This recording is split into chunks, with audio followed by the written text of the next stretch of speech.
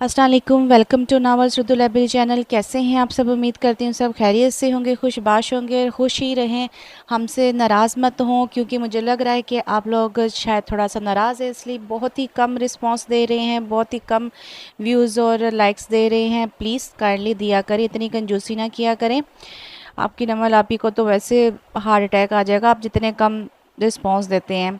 तो चलिए फिर आज का नावल शुरू करते हैं। आज का नावल है तुझ संग नैना लागे और इसकी राइटर है नीलम रियासत। ये बहुत अच्छी राइटर है, इनके बहुत अच्छे बुक्स फॉर्म में भी नावल हैं। तो इस नावल को आप शुरू करते हैं बगैर किसी देर के। रोज़ की तरह आज भी इसकी आंख अलार्म की पहली घंटी पर ही खुल गई थी। इसने इसी वक्त चारपाई छोड़ दी। बाथरूम में जाने से पहले दादा अब्बा के पलंग के करीब खड़े होकर इनकी चलती हुई सांसों का यकीन किया, और जब इनके हल्के हल्के खराटे सुनकर दिल को तसल्ली हासिल हो गई तो वो इनके कमरे का दरवाज़ा धीरे से खोलने और दोबारा से बंद करने के बाद बाहर आ गई। सीढ़ियों की तरफ जा रही थी मगर रुक गई। छोटी छोटी गूं गूं की आवाज़ ने सारी तवज्जो छीन ली। लोगों पे खुद ब खुद मुस्कुराहट दौड़ गई। स्टोर रूम के साथ वाला कमरा समरा का था और आजकल वो अपने छोटे से गोल गप्पे के साथ रहने आई हुई थी। दरवाज़ा अनलॉक ही था। इसकी बड़ी वजह ये थी कि घर पूरी तरह से बंद था। मेन और सड़क वाला दरवाज़ा अगर लॉक होते तो बाकी कोई फिक्र नहीं थी। कमरे में नाइट बल्ब की रोशनी फैली हुई थी। समरा की रज़ाई तकरीबन बेड से नीचे पड़ी थी।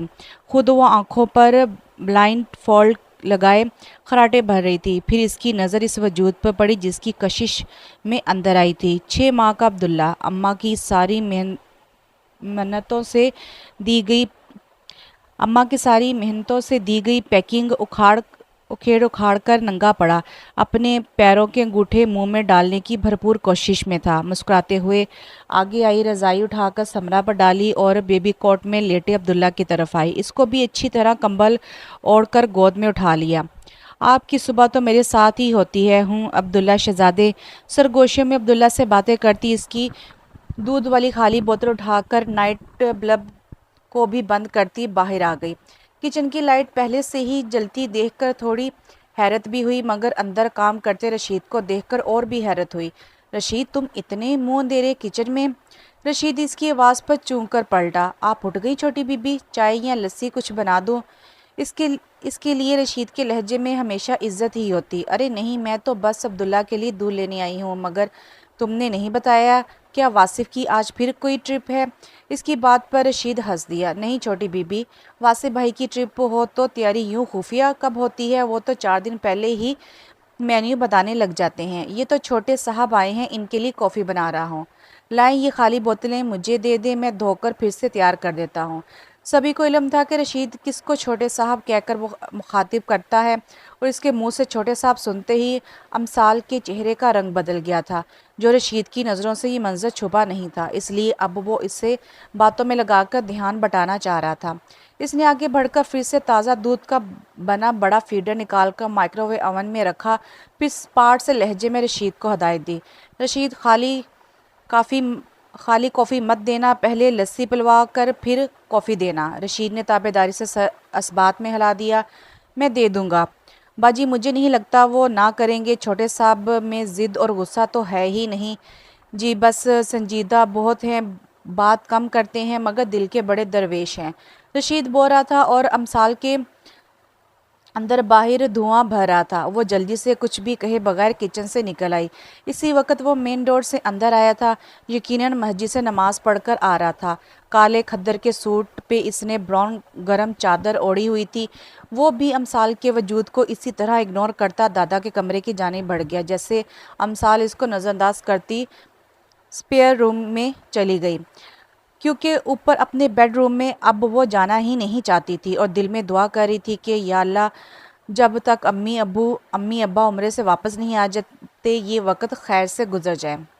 अमसाल की बच्ची, बीमार पड़ने का प्रोग्राम तो नहीं तुम्हारा? ये इमली का 15वां पैकेट है, और अब जो रात को मेरी जान खाई ना कि अम्मी गला बंद हो गया है तो रख के जूता लगाऊंगी। अम्मी की डांट पर इसने अपनी बॉब कट बालों को महसूस स्टाइल में झटका देकर लापरवाही से कंधे उकचाए। अम्मी अपनी डांट संभाल कर रखें किसी और वक्त के लिए। आज तो आपका कहा सच साबित होने वाला नहीं है, क्योंकि ये जो इमली आपके सामने मैंने खाई है ना, ये खट्टी नहीं मीठी इमली है। अगर यकीन नहीं तो चक्कर देख लें। इसने फट से इमली अम्मी के मुंह के आगे रखी। अरे इधर साड़ो, इस सौगात को तुम्हें ही मुबारक हो। अम्मी ने इसका हाथ झटक कर दूर कर दिया तो वो वापस सोफे की नरमियों में खुद को दफन करते हुए पुरसोच अंदाज में बोली, अम्मी एक बात तो बताएं। अम्मी ने अलमास की कमीज की तरपाई करते हुए एक लम्हे को सर उठाकर अपनी लाडली बेटी के चेहरे को देखा। पूछो, होगा फिर कोई उल्टा सीधा ख्याल। इसे नफ़ी में सर हिलाते हुए कहा, अरे कहाँ मेरी प्यारी राज दुलारी माँ, मैं तो सिर्फ ये जानना चाह रही थी कि क्या आप पैदाइशी सड़ू हैं या शादी के बाद हुई। अम्मी ने अपना काम तर्क करके इस बार इसको मलामती नज़रों से देखा। बस इन्हीं फजूल बातों और सवालों के लिए तुम मेरे घर पैदा हुई हो। इनकी बात अंदर आता अबसाम जारी रखते हुए शुरू हो गया। खाला, इसको और भी बहुत से काम करने थे जिसके लिए दुनिया में आई है। मसलन रसाले पढ़ना, मूवीज़ देखना, लोगों के झूठी शिकायतें लगा के इनको अब्बा से झिड़कियाँ पड़वाना। वैसे बंदरी, तुम्हें शर्म तो ना आई होगी अब्बा को बताने को कि खालू जी अबसाम दोस्तों के साथ सलमा गया था। एंड पे इसने अमसाल की नकल उतारते हुए कहा था और वो इसको नज़रअंदाज करती भागकर जाकर खाला के गले लग गई थी। मैंने आपको इतना मिस किया था, मुझे कोई नहीं पता। अगली दफ़ा जब आप अपनी नंद के गांव जाएंगी मैं भी आपके साथ चलूंगी। खाला ने मोहब्बत से इसको सा लगाकर 2-3 बोसे ले डाले। दूसरी तरफ अब सामने अपनी खाला को इशारा किया। खाला, अम्मी देख रही हैं लोग हमें जलाने को कैसे प्यार का एक खुला इजहार कर रहे हैं, वरना देख लीजिएगा जिस दिन कलमे पड़ेंगे ना, खाला की कहाँ की खाला, कहाँ के भांजी, जालिम सास और साजिशी बहू ही देखने को मिलेंगी।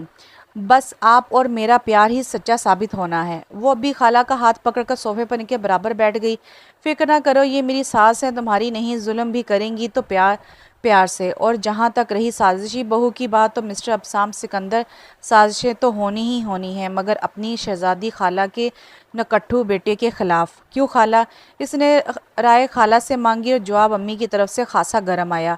क्या करूं मैं तुम्हारी इस गज भर लंबी ज़ुबान का, जिससे चस्के लेने और पटर पटर बेलगाम दौड़ने के सिवा कोई दूसरा काम नहीं।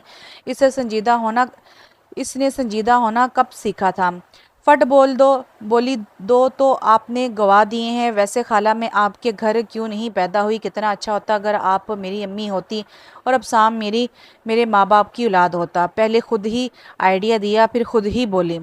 अस्तगफार, ये मैं क्या चाह रही हूँ? अगर ये अम्मी की औलाद होता तो इसका मतलब अम्मी मेरी सास होती। या अल्लाह, तेरा शुक्र है जो तूने मुझे अम्मी जैसी हिटलर सास नहीं दी। बेटी की बात सुनकर साइदा को हंसी भी आई, गुस्सा भी, जो हमेशा की तरह सोचे समझे बगैर बोलती जा रही थी। हालांकि इनका दिल इसके लंबे लंबे बेपरवाह कहकों से हमेशा डरता था। वो दिल की सादी थी। एक तो खाला से बचपन का प्यार था और अमारा की भी तो इसमें जान थी। अब शाम 1.5 साल का था जब वो दुनिया में आई थी। इससे बड़ी एक बहन और एक छोटा भाई था, मगर लाडली वही थी। इसकी वजह हर वक्त पटर पटर चलती जुबान ही थी। अगर कोई कहानी पढ़ ली तो तब तक सुकून आया जब तक अब्बू को लफ्ज़ ब लफ्ज़ ना सुना ली। इसकी हर बात में बेसाख्तापन होता। पता नहीं ये बात किसने पहले की थी। कोई कहता अबसाम की दादी ने, कोई कहता अमसाल की दादी ने, पर यह बात अब सारे ख़ानदान बरादरी में मशहूर थी कि अमसाल अमारा की बहू बनेगी। अबसाम के वालिद सिकंदर वापटा में मुलाजिम थे। पिछले 15 साल से इसी शहर में तैनात थे। अमसाल लोगों की पिछली गली में इनका घर था। वो हर रोज़ शाम को इनके घर पाई जाती। कभी क्रिकेट जाती, कभी बैडमिंटन। अगर खाला के साथ इतना प्यार था तो खालू के साथ अनकंडीशनल यारी थी।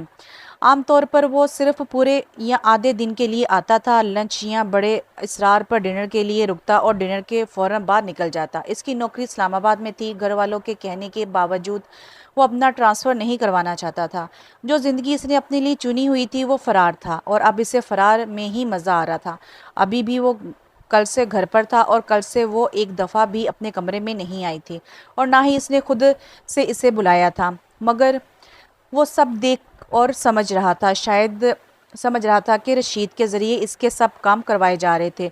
जिस तरह वो सब कुछ खामोशी से कर रही थी, इसी तरह वो सब कुछ खामोशी से देख रहा था। इस वक्त भी तैयार होकर नीचे आया, सभी सिटिंग रूम में वहीं मौजूद थे। इसे देखते ही अब्दुल्ला के साथ खेलते वासिफ की ज़ुबान पर खुजली हुई थी। अरे आइए आइए जनाब, बड़ी बात है, हजूर आजकल घर पर नज़र आ रहे हैं, कहीं नौकरी ख़त्म तो नहीं हो गई। वो वासिफ की गोद से अब्दुल्ला को उठाता वहीं इसके बराबर बैठ गया। नहीं यार, नौकरी से दिल उकता गया है, इसलिए 4 दिन छुट्टी ली है। वासिफ को जवाब देने के बाद वो इधर उधर देखते हुए अब्दुल्ला की तवज्जो अपनी तरफ करने के लिए सीटी बजाने लगा, जबकि वासिफ अभी तक मुंह खोले अपने बड़े भाई की शक्ल देख रहा था। समरा नीचे कारपेट पर बैठी अब्दुल्ला के धुले हुए कपड़े तय करके टोकरी में रख रही थी और अमसाल दादाजी के तख्त पर इनके बराबर बैठी कोई किताब पढ़कर सुना रही थी। समरा ने वासिफ का मुंह बंद करते हुए मशवरा दिया, मुंह बंद कर लो नहीं तो मक्खी चली जाएगी। वासिफ की एक्टिंग अरूज पड़ती। अरे अब्दुल्ला की माँ, जाओ भागकर दादाजी के कमरे से आला लेकर आओ, अपने भाई का ब्लड प्रेशर तो चेक करें। जनाब कह रहे हैं कि इनका अपनी महबूबा से दिल उकता गया है। और वो वासिफ की तरफ कोई तवज्जो नहीं दे रहा था। महबूबा के नाम पर अमसाल के हाथ में पकड़ी किताब न जाने कैसे गिर गई। सभी का ध्यान इसकी तरफ गया सिवाय इसके शोहर के। वासिफ ने तो दिल खोल कर कहका मारा। इसने अब्दुल्ला को इसकी माँ की गोद में डाला और वासिफ से मुखातिब हुआ, अपने हाथी से दांत अंदर करो और मेरे साथ चलो ज़रा, एक दोस्त के अब्बू का चलिस्वा है, अफसोस कर आए। मैं क्या इस घर का बड़ा बूढ़ा हूँ? वासिफ के पास फट जवाब हाजिर था। ना जाओ, मैं दादा जान को ले जाता हूँ। वो आवाज़ थोड़ी ऊंची करके दादाजी से पूछने लगा, दादा अब्बू चलें, एक फौदगी का अफसोस कर आए। आधे मुमताज़ मुफ्ती की किताब में गुम दादाजी ने भी सर नफ़ी में हिला दिया। और यार तुम जानते तो हो मुझे बुढ़े से तो 10 मिनट तक लगातार बैठा नहीं जाता। एवी इधर कोई नई मुसीबत बनवा आऊँगा। तुम अमसाल को ले जाओ। दादाजी के मशे पर जहाँ इसकी नज़र बेख्तियार से झुके हुए सर की तरफ गई थी, वहीं वासिफ ताली बजाकर दादाजी को दाद देता पटुसी मारकर एक ही जस्त में इनके बराबर जा बैठा। ये कीना बात आज आपने साबित कर दिया कि शेर जवान आखिर शेर जवान ही होते हैं। वासिफ के बैठते ही अमसाल तकरीबन चीख उठी। देखकर मोटू, दादा की ऐनक पर बैठ गए हो।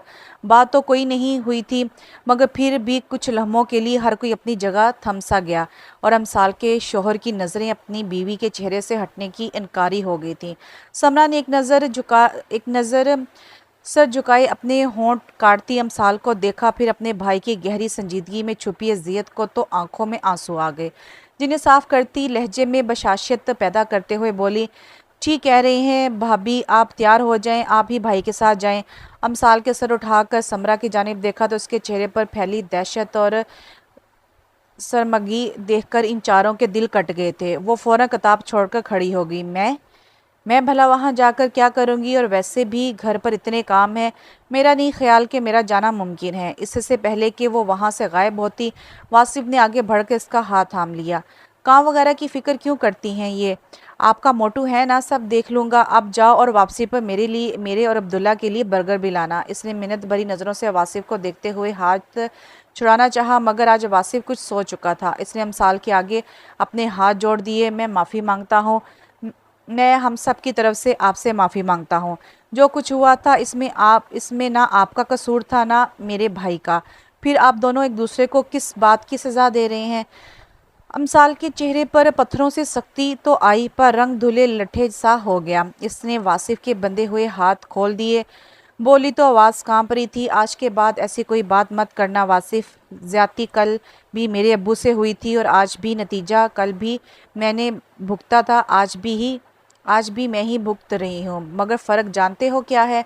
कल मुझे कोई शिकवा नहीं था। जो भी इनका फ़ैसला था, इनको मेरे बाप की हैसियत से हक़ था और ये हक़ मैंने इनको बाखुशी दिया था।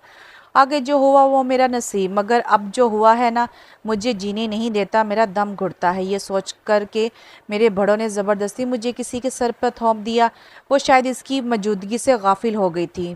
पहले वो सारा सीन यूं देखता और सुनता रहा जैसे ये इसके घर की नहीं, किसी ड्रामे की स्टोरी चल रही हो। मगर अमसाल की आखिरी बात ने इसे अपनी जगह से उठकर इसके मुकाबले आने पर मजबूर कर दिया। किसकी बात कर रही हो? इसकी आवाज़ अपने करीब सुनते ही वो बुद्ध बन गई। तेज़ी से वहाँ से हट जाना चाहा, मगर इसने सामने आकर रास्ता रोक दिया। आज सरे बाज़ार मौजू छिड़ ही गया है तो बात करने में क्या हर्ज है?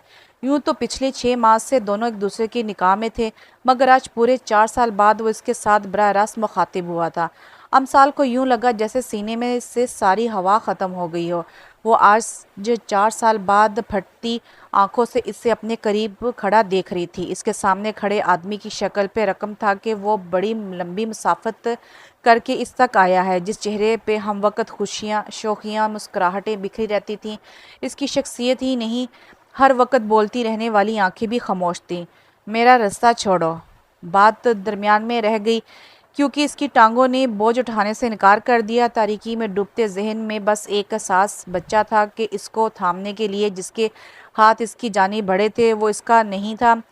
वो शानदार आन बान वाला शख्स जिसके सर पर सफ़ेद बाल ज़्यादा और काले कम थे, वो हर लिहाज से मुकम्मल था, इसकी दस्तरस में था मगर इसका नहीं था। वो बेहोश होकर गिरने लगी थी मगर इसने इसको गिरने नहीं दिया, बल्कि इसको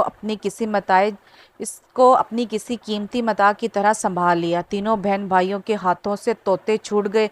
डॉक्टर के बाद अम्मी अब्बू ने भी सख्ती से मना किया हुआ था कि इस घर में कोई भी अमसाल से इस मौजू पर कोई बात नहीं करेगा, और आज यूं ही बातों बातों में बात हाथ से निकल गई थी। अगले 5 दिन अगले 5-10 मिनट तक भी इसको होश नहीं आया था। समरा तो बकायदा रो रही थी। दादाजी ने समरा को डांट दिया, सम्मी पुत्र तुम तो चुप करो, और तुम दोनों भाई इसको अस्पताल ले जाओ। मेरा दिल घबरा रहा है, कब की यूं ही बेसत पड़ी है। इसने वासिफ को गाड़ी निकालने का बोला और ख़ुद इसको उठाकर बाहर गाड़ी तक लाया। अस्पताल वालों ने जाते ही एडमिट कर लिया। इसका नर्वस ब्रेकडाउन हुआ था। आप ये क्या कह रहे हैं? भला ऐसे कैसे मुमकिन है? सभी लोग आज ईद के डिनर पर साइदा की तरफ इनवाइटेड थे।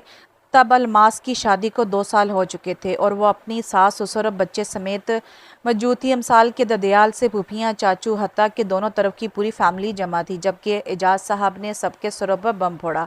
मुझे अब सब लोगों की थोड़ी सी तवज्जो चाहिए। जब वो अपनी सीट से खड़े होकर बोले तो बच्चों समेत बड़ों की तवज्जो भी हासिल हो गई। असल में अमसाल के लिए एक बहुत अच्छा रिश्ता आया है। लड़का सिविल इंजीनियर है, मेरे दोस्त का बेटा है। वो बोल रहे थे और बाकी वहाँ मौजूद हर बंदे को जैसे सांप सूंघ गया। सबसे पहले अमारा को बोलने का होश आया। आप ये क्या कह रहे हैं? ऐसा कैसे हो सकता है? उन्होंने इस दफ़ा बराह रास्त हमारा से ही बात की। देखो हमारा, तुम खुद समझदार हो, तुम्हारे बेटे की तो अभी तालीम भी मुकम्मल नहीं हुई और क्या गारंटी है कि कल को कोई नौकरी करेगा या नहीं। तुम लोगों के पास सिवाय सिकंदर की आमद के और तो कोई ज़रिया भी नहीं। हर वालिदैन का ये हक हासिल है कि वो अपनी औलाद के लिए बेहतर से बेहतरीन इंतखाब करे। अब साम और अमसाल का रिश्ता आगे चलकर इतना कामयाब होता दिखाई नहीं देता। मियाँ बीवी में से किसी एक को तो संजीदा मिजाज होना चाहिए। यहाँ अबसाम अमसाल से भी 2 हाथ आगे हैं। सिकंदर और अबसाम तो दोनों सर झुकाकर एजाज की बातें सुन रहे थे, मगर अमारा ने थल थल बहते आंसू पल्लू से साफ किए। एजाज भाई, जब शादी का वक़्त आएगा अबसाम ऐसा थोड़ी रहेगा, और मेरा बेटा माशाल्लाह बहुत ज़हीन है, देख लीजिएगा बहुत तरक्की करेगा। एजाज ने दरमियान में ही टोक दिया, सिकंदर अमारा को समझाओ, पागलों जैसी बातें ना करें। मैं महीने 2 में अमसाल की शादी फरीद के साथ कर रहा हूँ। तुम्हारे बेटे को स्टेब्लिश होने के लिए सालों दरकार हैं, और मैं किसी शराब की उम्मीद में अपनी बेटी को नहीं बैठा सकता। और आप सब लोगों के सामने बात करने का मकसद ही यही था कि दोबारा कोई मुझसे इस मौजू पर बात ना करे, क्योंकि ये मेरा आखिरी फ़ैसला है। सिकंदर अपनी जगह से खड़े हुए तो अमारा और बच्चों को भी चलने का इशारा दिया। एजाज भाई, आपकी हर बात अपनी जगह दुरुस्त, मगर अच्छा होता अगर आप बच्चों की खुशी का ख्याल कर लेते। सिकंदर की बात पर एजाज के चेहरे पर मुस्कुराहट दौड़ गई। सिकंदर अमसाल मेरी बेटी है और मैं इसकी रग रग से वाकिफ़ हूँ। अगर इस बात में ज़रा सा भी मुझे शक होता ना कि अमसाल की मर्ज़ी बाप के सिवा होगी, तो यूं तुम सब लोगों के सामने इस तरह खुलकर बात ना करता। बाप के ये अल्फाज अमसाल के जलते हुए दिल पर ठंडी बर्फ़ बनकर ऐसे गिरे कि हर जज्बा मर गया। अंदर बाहर पुरसकून खामोशी छा गई। रात को सोने के लिए अपने कमरे में आई तो अलमास ने इससे इसका फ़ोन थमाया, जिस पर 15 के करीब अबसाम की मिस कॉल्स आई हुई थी। इसने सारी कॉल लॉग्स क्लियर कर दी, सारे मैसेज पढ़े बगैर डिलीट करते ही अपना फ़ोन हमेशा के लिए बंद कर दिया।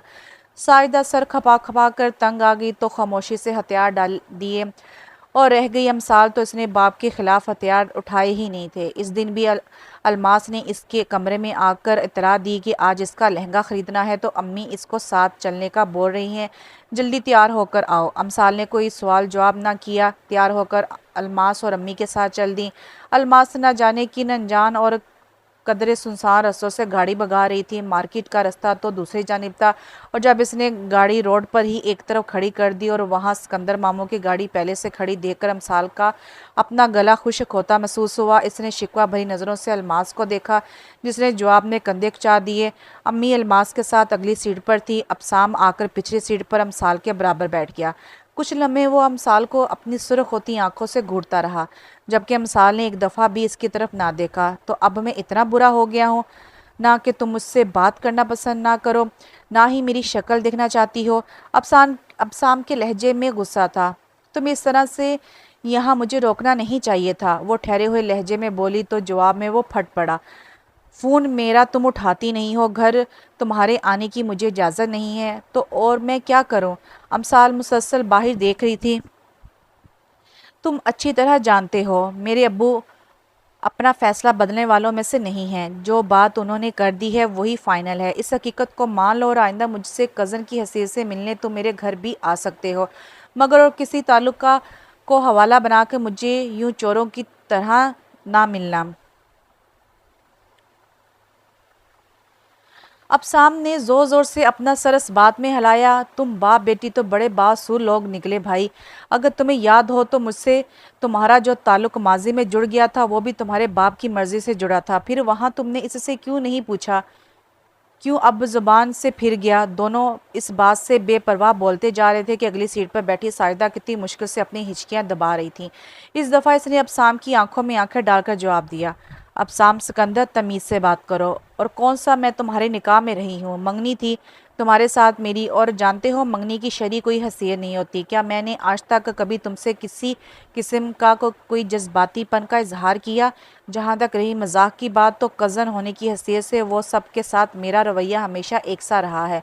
हाँ, अगर कोई अभी भी मुझे चुनने का हक देता तो मैं अपनी खाला की बहू बनना पसंद करती, मगर यहाँ ऐसा कोई मामला नहीं है, इसलिए आइंदा इस मौजू को मत छेड़ना। अपनी बात बड़े तहम्मुल और मजबूत लहजे में पूरी करने के बाद इसने रुख मोड़ लिया। अब शाम थोड़ी देर तक खामोशी से इसकी कही सब बातों को अपने अंदर जज़ब करता रहा। बिला आखिर धीमे लहजे में बोला, आशिक तो मैं तुम्हारा था ही नहीं कि अब तुम्हारी शादी के रोज़ खुदकुशी की कोशिश करूं, या नाकाम आशिकों के जैसे दुखी गाने सुन सुन कर रोऊं। पर जानती हो मेरी अना को बहुत ठेस पहुंची है और इस वक्त शदीद बिलबिलाहट का शिकार है।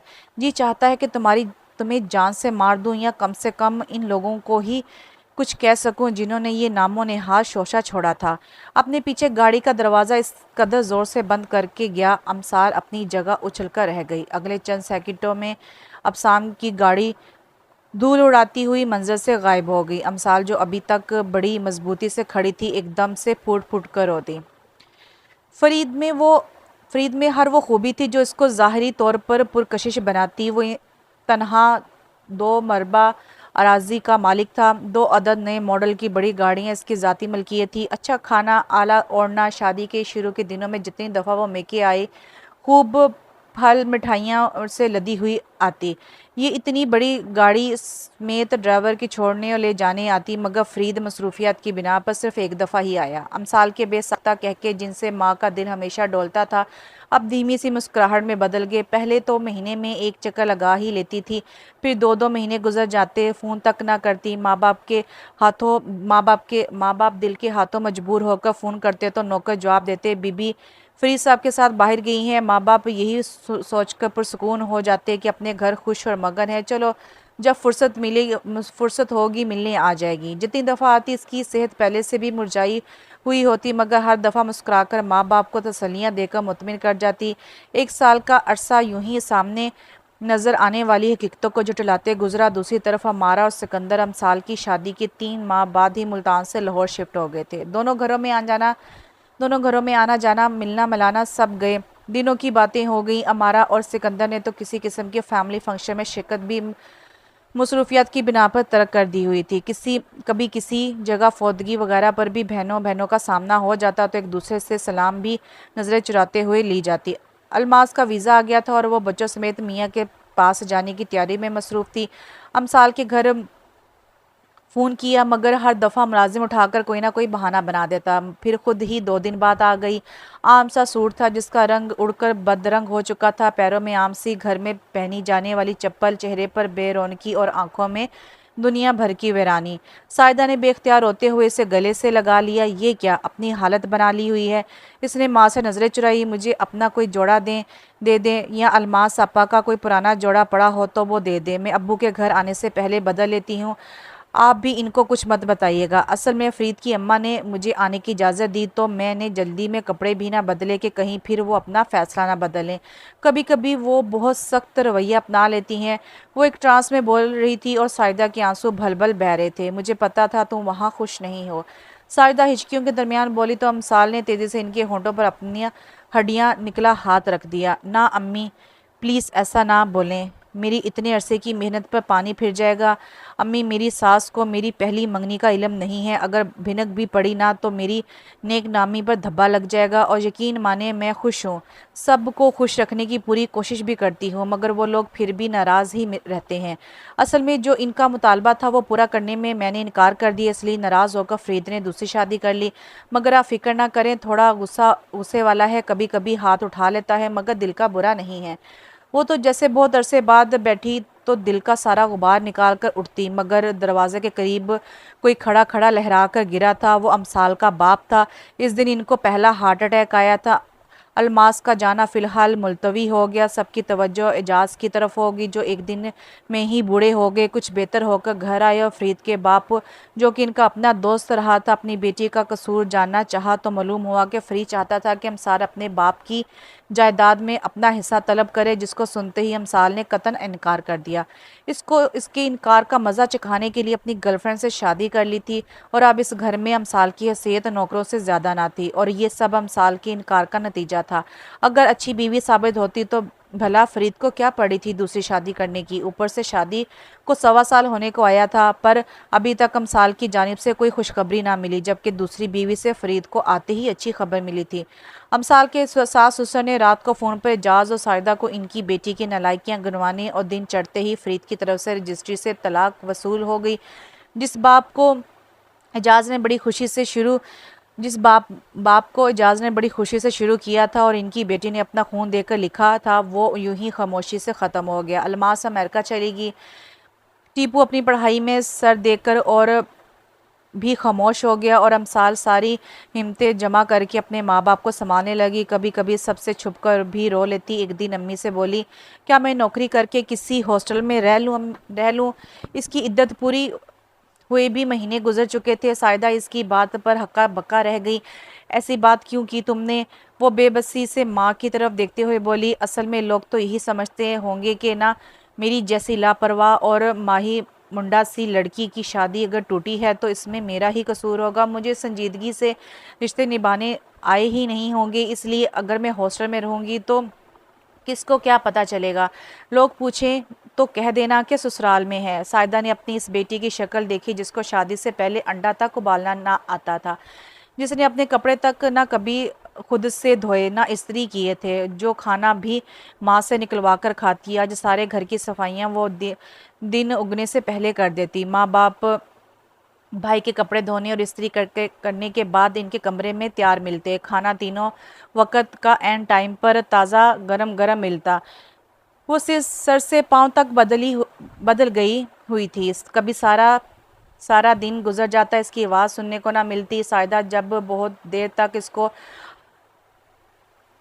टक टक गौर से देखती रहती तो इसने इनका बाजू खींचकर मतवज्जो किया। अम्मी, आपने जवाब नहीं दिया। सायदा चौंक कर खड़ी हुई, साथ ही इसका भी बाजू पकड़कर खड़ा कर लिया और ले जाकर एजाज के सामने खड़ा कर दिया और बोली, अमसाल, आज मैं तुम्हें बताना चाहती हूँ कि मुझे तुम पे फ़ख्र है कि तुम मेरी बेटी हो। तुम्हारी शादी करते वक्त गलती हम लोगों से हो गई थी, इन लोगों को परखने में, और मैं तो सोच भी नहीं सकती थी कि मेरी बेटी इतनी मामला फ़हम है कि अपने मसाले खुद ही खामोशी से हल करती रही। मगर तुम ये भूल गई कि सब्र भी एक हद तक किया जाता है। अच्छा हुआ इन लोगों ने खुद से तलाक भेज दी, क्योंकि मेरा और तुम्हारे अब्बू का तुम्हें वहाँ वापस भेजने का कोई इरादा नहीं था। तुम्हें सर झुकाकर शर्मिंदगी की ज़िंदगी गुजारने की कोई ज़रूरत नहीं। ऐसा तो वो करें जो गलत है। मेरी जान, तुम्हारा तो कहीं कोई कसूर है ही नहीं।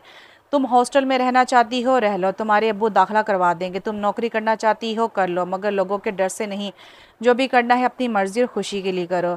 लोगों की हमें कभी कोई परवाह नहीं रही, साइदा बोल रही थी और एजाज इस दौरान खामोशी से सर झुकाकर खड़ी अमसाल को जायज़ा लेते रहे। फिर नरमी से इसे मुखातिब करते हुए अपने बराबर बैठने का इशारा किया। वो वैसे ही चुपचाप इनके पास बैठ गई। इजाज़ ने शफ़क़त से इसे अपने साथ लगाया। नौकरी करना चाहती हो तब भी कोई मसला नहीं है, मगर अगर आगे पढ़ना चाहो तब भी मैं तुम्हारा दाखिला करवा देता हूँ। इसे नफ़ी में सर हिलाया। फ़रीद की अम्मी कहती थीं कि मैं बहुत कूड़ मगज़ हूँ, कहीं कोई चीज़ रख दूँ तो याद नहीं रहता कहाँ रखी थी। खाना पकाने खड़ी होती हूँ तो न जाने कहाँ खो जाती हूँ कि खाना जल जाए तो मुझे बदबू तक नहीं आती। अब्बू सच बता रही हूँ, वो ये सब बातें झूठ में कहती थी मुझे फ्रीज से डांट पड़वाने के लिए, मगर अब्बू मुझे लगता है अब इनकी कही बातें सच होती जा रही हैं। मैं अब काम पे और ज़्यादा तवज्जो देती हूँ और पढ़ाई तो मुझसे अब कभी नहीं हो सकेगी। मैं तो नौकरी भी नहीं कर पाऊँगी क्योंकि ये दोनों काम ज़िम्मेदारी वाले हैं और अब्बू जी मुझे नहीं लगता कि मैं कोई ज़िम्मेदारी उठाने के अहल भी हूँ। वो तो लोगों की बातों की वजह से मैंने सोचा नौकरी के बहाने मंज़र से हट जाती हूँ। इसकी बातों ने एजाज़ और सायदा के दिल पर खंजर चलाए थे, मगर दोनों ही इसके सामने नॉर्मल रहे। अपने आंसू अंदर ही पी गए। कुछ देर खुद को हौसला दे लेने के बाद एजाज़ गला साफ़ करते हुए बोले, मैंने कल घर वापसी पर देखा था, ये जो पिछली गली में एक नया कोचिंग सेंटर खुला है ना, वहाँ पर प्राइमरी के बच्चों के लिए मैथ्स की ट्यूटर की ज़रूरत है और मेरी बेटी का तो स्पेशल सब्जेक्ट ही यही रहा है। मेरा तो ख्याल है वहीं ज्वाइन कर लो, किसी गरीब का भला हो जाए, और अगर नहीं तो फिर बेस्ट आइडिया है कि सनतज़ार में दाखिला ले लो, नए दोस्त बनाओ, और गुज़रा वक़्त गुज़ार लो। इसने साफ इनकार करना चाहा, मगर अब्बू ना माने। तुम ये जो वक़्त घर पर सारा वक़्त खामोशी से कामों में मगन गुज़ारती हो ना, ये तुम्हारे ज़हन को गन आलूद कर रहा है। तुम्हारे पास अगर कोई और आइडिया है तो बता दो, वरना ये जो 2 मशवरे हैं मैंने दिए हैं, इनमें से एक चुन लो। वो थोड़ी देर संजीदगी से अब्बू का चेहरा देखती रही। पिछली गली में तो कदम रखे भी ज़माने बीत गए थे। पिछली गली का नाम सुनकर ही आंखों के सामने कई यादें और चेहरे घूम गए। इसने धीमे से अपना फैसला सुना दिया। सनतज़ार एक दिन टीपू के साथ जाकर सारी मालूमात ले आई। 6 माह का डिप्लोमा कोर्स करवाया जा रहा था, इसी में दाखिला करवा। इस मसरूफ़ तो पहले भी रहती थी, अब और भी मगन हो गई। ज़िंदगी आहिस्ता आहिस्ता किसी डगर को चढ़ ही पड़ी थी। फारिग वक़्त में टीपू की फरमाइश पर नए नए खानों के तजर्बे होने लगे। फ़ोन पर अलमास को घर में पर्दे और कारपेट के कलर स्कीम पर मशवरे दिए जाने लगे। साइदा की कोशिशों से जो इसे वक्तन फ़वक्तन कभी लाड से कभी सख्ती से खाने की चीज़ें खिलाती रहती थी, अब दोबारा से चेहरे पर गुलाबीपन छलकने लगा था। इसके लिबास भी साइदा खुद ना लाकर तैयार करवाती तो इसे खुद ज़रूरत ही महसूस ना होती। इस तरह की छोटी छोटी कई और बातें साइदा अलमास के सामने शेयर करके रो पड़ती। इसे अपनी हम उम्र लड़कियों के जैसे बनने संवरने का कोई शौक़ और चाहत ही ना रही थी। अलमास जवाब में इन्हें तसल्ली देते, वक़्त के साथ ठीक हो जाएगी, जैसे भी था ज़िंदगी पुरसुकून हो गई थी कि लाहौर से एक पत्थर आया और तूफ़ान ही उठा गया। अमारा और सिकंदर ने 3.5 साल बाद इनके घर की दहलीज पार की और इन 3 सालों की मुसाफत 3 सालों के बराबर महसूस हुई थी। आते ही इन्होंने सीधे अल्फाज में कहा, एजाज भाई, हमारे बेटे की अमानत आपके घर थी जो गलती से आपने गलत पत्ते पर भेज दी। आज हम इसे आपसे दोबारा मांगने आए हैं। हमें हाँ या ना नहीं चाहिए, बस ये बताएं कि हम बेटी को लेने किस दिन आए। इन लोगों की आला ज़र्फ़ी पर एजाज की आंखों में आंसू आ गए। साइदा तो जैसे पत्थर से दुनिया पे आ गई साइदा तो जैसे फिर से दुनिया पर आ गई। अलमास, टीपू, समरा और वासिफ की तो जैसे ईद हो गई, मगर अमसाल ने सुना तो हत्थे से उखड़ गई। इसका इस रिश्ते से सफ़ा चट इनकार सबकी मिन्नतों से भी ना बदला, लाड प्यार से समझाने से डांटने से, पर इस पर किसी की बात का कोई असर ना हुआ। वो नरम हो प्यार करने वाली अमसाल ज़िद्दी और हठ धर्म हो गई।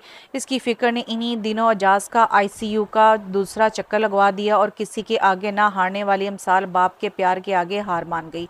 अपनी बरादरी और ख़ानदान के लोगों की मौजूदगी में अमानत अपने असल हकदार को मिल गई। जहाँ का टुकड़ा था आखिर वहीं आ लगा, मगर वो दोनों एक दूसरे के लिए अजनबी साबित हुए। अमसाल ने शादी वाले रोज़ कपड़े तो पहन लिए, मगर मेकअप करवाने से इनकार कर दिया, मेहंदी तक ना लगाई। दूसरी तरफ भी सारी फैमिली खूब बन ठन कर रौब से आई, सिवाय इसके जिसका निकाह था। अब सामने ना गले में माला पहनी, ना ही नया सूट या जूते पहने, वही कई दफ़ा का पहना सादा सा शलवार सूट पहनकर निकाह पढ़वाने आ गया। अमसाल के कानों तक कई जुमले पहुंचे। किसी ने कहा कि लगता नहीं कि अबसाम अपनी रजामंदी से आया है। कोई बोली, अरे तुमने देखा वो कितना संजीदा और चुप बैठा था। पर एक फिक्रा इसकी दूरों नज़दीक की तकरीबन हर कज़न ने आके से कहा था, हाय अल्लाह अमसाल, तुम्हारा दूल्हा तो इतना सोबर और बावकार लग रहा है। और इस सोबर और बावकार नजर आने वाले दूल्हे ने निकाह के वक़्त 1.5 करोड़ का हकमहर ना सिर्फ लिखवाया बल्कि अपनी जेब से हकमहर का चेक निकालकर निकाह ख्वाह के सामने रख दिया। सारे हाल में चहमगोइयाँ होने लगी और जब वो चेक अमसाल तक आया तौहीन की शिद्दत से चेहरा खून रंग हो गया। जी चाहा भरे मजमे में जाकर इस चेक के टुकड़े टुकड़े करके इसके मुंह पर मार आए, मगर ऐसा कर ना पाई और रुखसत होकर लाहौर आ गई, जहाँ इसका दिलो जान से इस्तकबाल हुआ। ये अलग बात कि दूल्हा सारे मंजर के दौरान सिरे से ही गायब रहा। फिर भी अमसाल ने एक नज़र तक ना उठाकर देखा। घर पर मेहमान ना होने के बराबर आए थे, वरना ज़्यादा हाल ही से चले गए थे, और जो मेहमान थे वो भी नीचे ही समा गए। ऊपर वाला पूरा पोर्शन सिर्फ अमसाल और अबसार के हवाले कर दिया। वो कमरे में बंद हो गई और दूल्हे मियाँ सिटिंग रूम में बैठे मज़े से CNN पे आने वाले खबरनामे देखते देखते वहीं सो गए और 2 दिन बाद अपना बैग पकड़े वापस इस्लामाबाद ड्यूटी पर जाना हाजिरी दी। दोनों की जो बेगानगी और लाताल्लुकी पहले दिन थी, शादी के 6 माह बाद तक भी वो कायम थी।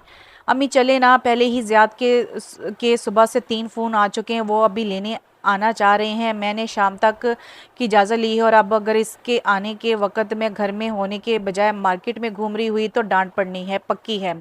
हमारा ने सर पीट लिया। समरा, मैं सख्त तंग हूँ तुम्हारी इन कामों से। 2 दिन से तुम जा रही हो बाज़ार और फिर भी तुम्हारी चीज़ें नहीं पूरी हुई। चिड़ी के बूट सा तुम्हारा बच्चा अलग परेशान होता है, ऊपर से इस वक्त घर पे आपा और एजाज भाई आए हुए हैं। इनको अकेला बैठाकर मैं घर से निकल जाऊं? कोई अकल से काम लिया करो। और ऐसी कोई इमरजेंसी नहीं है, सब कुछ अभी ही आए, जो चीज़ें रह जाएंगी बाद में हम खरीद कर वासिफ के हाथ भेज देंगे। अब जाओ, जाकर अपना सामान पैक करो, फिर ज़्यादा गुस्सा करेगा जब ऐन वक्त पर चीज़ें इकट्ठी करनी बैठोगी।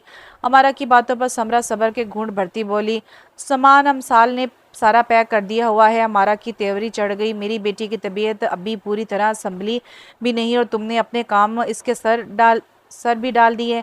समरा ने नाक से मक्खी उड़ाई, माफ़ कीजिएगा मगर आपकी जो बेटी है ना, मुझे तो किसी काम को हाथ तक नहीं लगाने देती, जैसे क़यामत ही आ जाएगी। हमारा गहरी सांस खींचकर रह गई क्योंकि समरा सच ही कह रही थी। समरा ने माँ के चेहरे पर उदासी देखी तो अपनी जगह से उठकर इनके पास आ गई। आप अमसाल को समझाती क्यों नहीं है? 7 माह पूरे हो गए हैं इन लोगों की शादी को, और इस दिन पहली दफ़ा भाई ने बराह रास्त अमसाल को मुखातिब किया था और इसका जो नतीजा हुआ आपने भी देख लिया। अब बिल्कुल ठीक सबके साथ हंसबो रही होंगी। अभी भाई आ जाएं तो देखिएगा इसके चेहरे का रंग ही बदल जाता है। हमारा ने उदासी से सर इस बात में हिलाया, मेरी तो खुद समझ में नहीं आता मैं क्या करूं। तुम ज़रा अब शाम का नंबर मिलाओ ना, इसकी खबर तो लूं। समरा ने पर्स से अपना मोबाइल बरामद किया, अभी तो ऑफिस में होंगे, हो सकता है फ़ोन ना उठाएं। समरा ने नंबर मिलाया और चौथी बेल पर ही इसने फ़ोन उठा लिया था। अस्सलाम वालेकुम शीरा, खैरियत? जो इस वक्त कॉल की, समरा के चेहरे पर मुस्कुराहट दौड़ गई क्योंकि वो इसे हमेशा शाम के वक्त ही फ़ोन करती थी। आपकी बेगम साहबा आपके लिए उदास हो रही थी कि बहुत दिन से अपने सरताज की आवाज़ तक नहीं सुनी। मैंने सोचा आपसे इनकी बात करवा कर नेकी ही कमा लो। दूसरी तरफ खामोशी छा गई। बात तो वो कोई और करने जा रही थी मगर इसी वक्त अमसाल को देखकर शरारत सूझी, जो कि हमारा को सिकंदर का पैगाम देने आई थी। वो आपको बाहर बुला रहे हैं, खाला जानी आपको बाहर बुला रहे हैं। लाइन की दूसरी तरफ भी ये आवाज़ आ गई थी। धड़कनों में कुछ अथल पथल हुई थी। समरा ने कुछ भी सोचे समझने का मौका दिए बगैर फ़ोन अमसाल के हवाले किया। भाभी, अगर इस घर की किसी फ़र्द से थोड़ी सी भी मोहब्बत है ना तो प्लीज़ लाइन मत काटना। हम सब का इतना ख्याल रखती हो, हमें भी तो मौका दो अपने लिए कुछ करने का। इनके रूबरू होकर बात नहीं करनी तो ना करो। दोनों फ़ोन पर तो हाल हवाल पूछ सकते हो ना। भाई तुम भी प्लीज़ फ़ोन बंद मत करना। अपनी बात मुकम्मल करके समरा ने हमारा का हाथ थामा। आए अम्मी, बाहर खाला लोगों के पास चलकर बैठते हैं। अगले लम्हे वो बाहर निकलकर दरवाज़ा बाहर से बंद कर गई। अमसाल हक्का बक्का अपनी जगह खड़ी रह गई। जिस हथेली पर फ़ोन रखा था वो हथेली बुरी तरह कांप रही थी। वो कभी बंद दरवाजे को देखती, कभी हथेली पर रखे फ़ोन को। अचानक फ़ोन की तारीक स्क्रीन रोशन हुई तो सामने वो था। थ्री पीस सूट पर सोबर सा हेयर स्टाइल, खूबसूरत चेहरे पर नरमी का तासुर। अमसाल को ये भी मालूम ना था कि वो भी इसको देख रहा था। फ़ोन को सामने रखकर कितनी देर इसके चेहरे को देखती रही, जो कि बेहिस्सो हरकत नज़र आ रहा था। जब अमसाल को यकीन होने लगा कि वो लाइव नहीं बल्कि इसकी तस्वीर नज़र आ रही है, तो दूसरी तरफ इसके वजूद में हरकत पैदा हुई। अचानक पीछे कुछ आवाज़ें आई थी, जैसे कोई दरवाजे पे नॉक करके अंदर आया हो। अब सामने फ़ोन की स्क्रीन से नज़र हटाकर सामने देखते हुए कहा, यार मेरी मीटिंग ज़रा कैंसिल कर दो, और देखो जब तक मैं ना कहूँ किसी को अंदर मत आने देना। आने वाला जो कोई भी था यस सर कहता हुआ दरवाज़ा बंद करके चला गया। अब एक दफ़ा फिर वो दोनों आमने सामने थे। कुछ देर तक यूं ही खामोशी से तकते रहने के बाद वो बोला, तो लहजे में इंतहा की नरमी थी, तुम्हारी तबीयत अब कैसी है?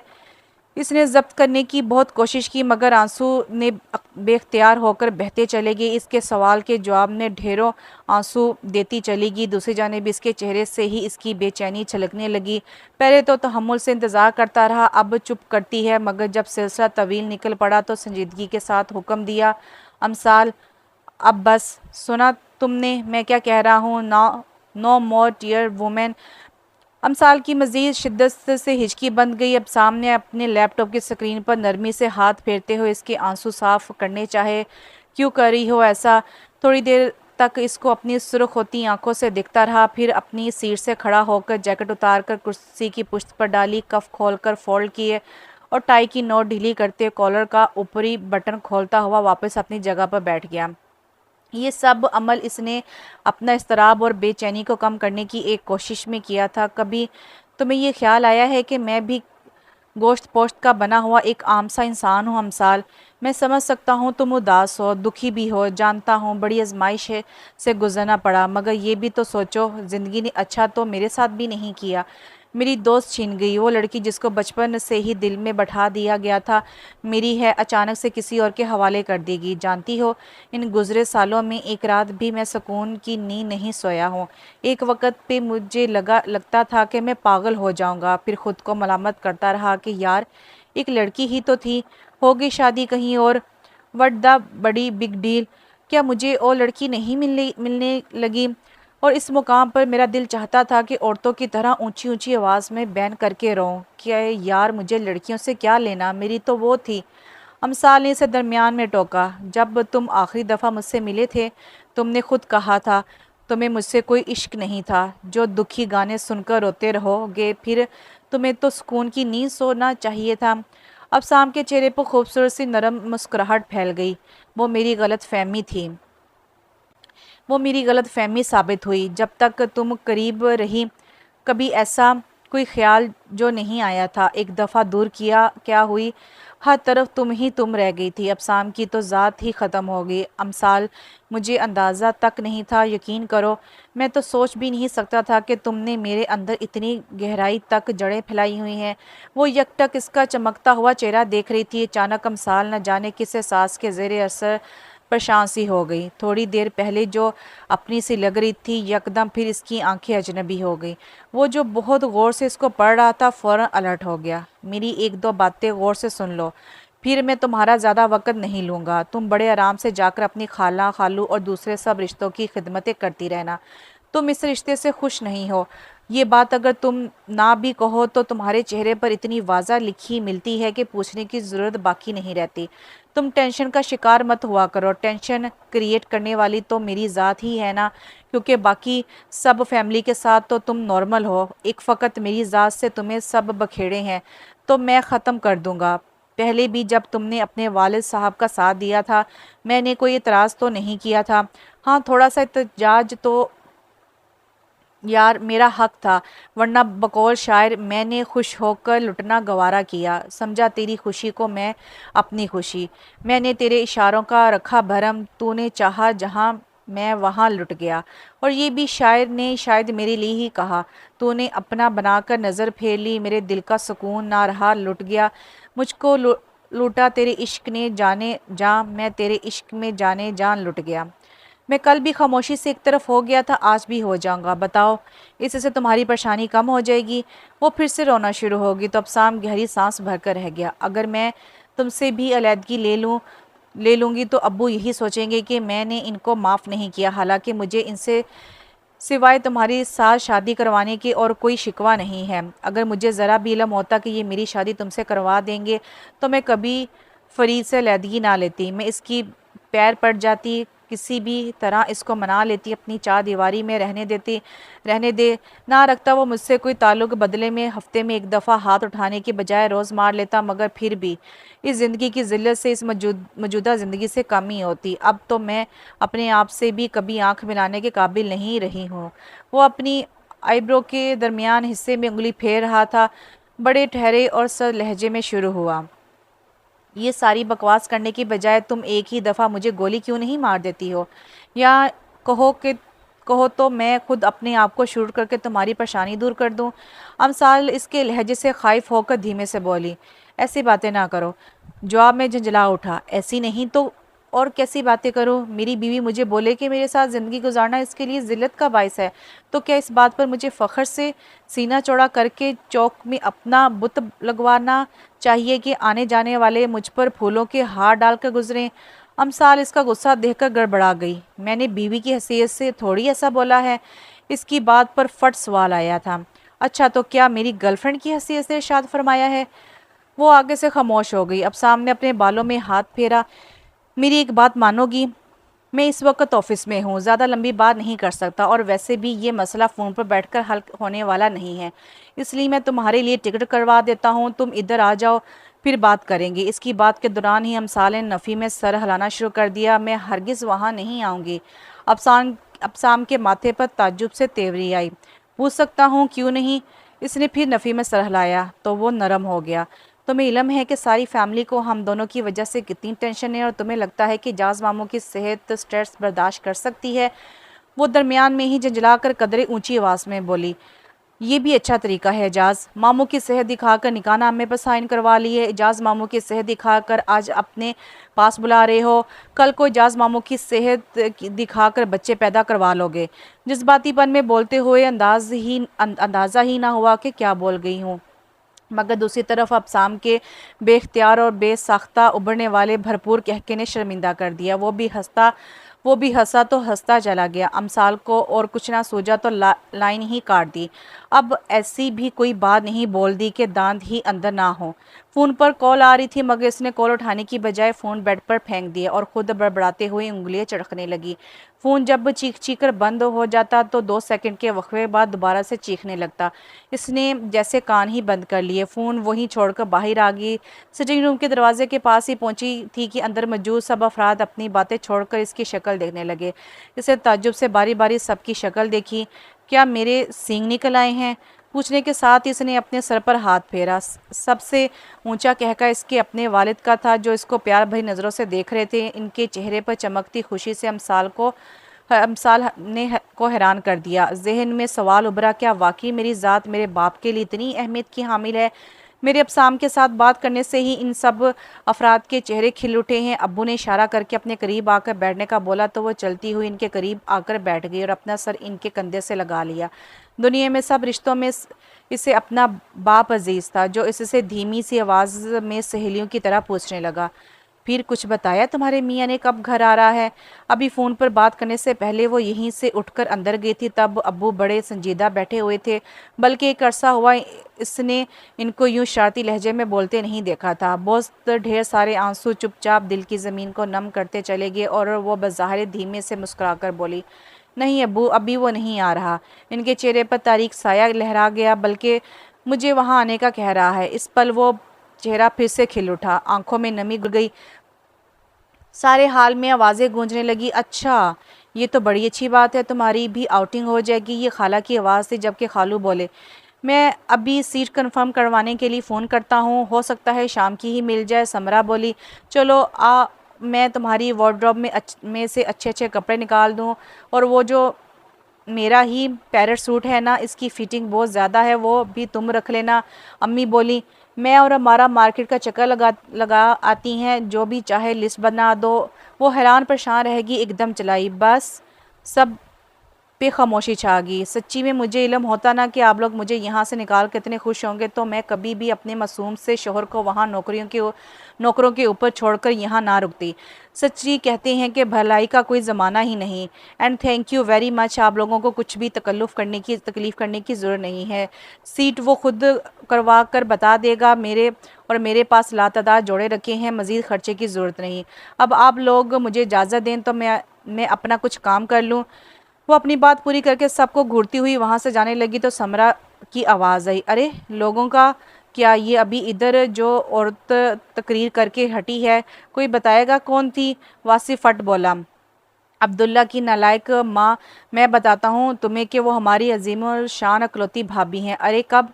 भाभी तो लग ही नहीं रही, इसके तो मुंह में ज़बान ही ना थी। वासिफ ने जैसे बहन की अक्ल पर मातिम किया। अब्दुल्ला की माँ, ज़बान तब तक ना थी जब तक इनका अपने मियाँ से खामोशी का रोज़ा चल रहा था। अभी रोज़ा खुल गया, इसलिए अपनी खैर मनाओ।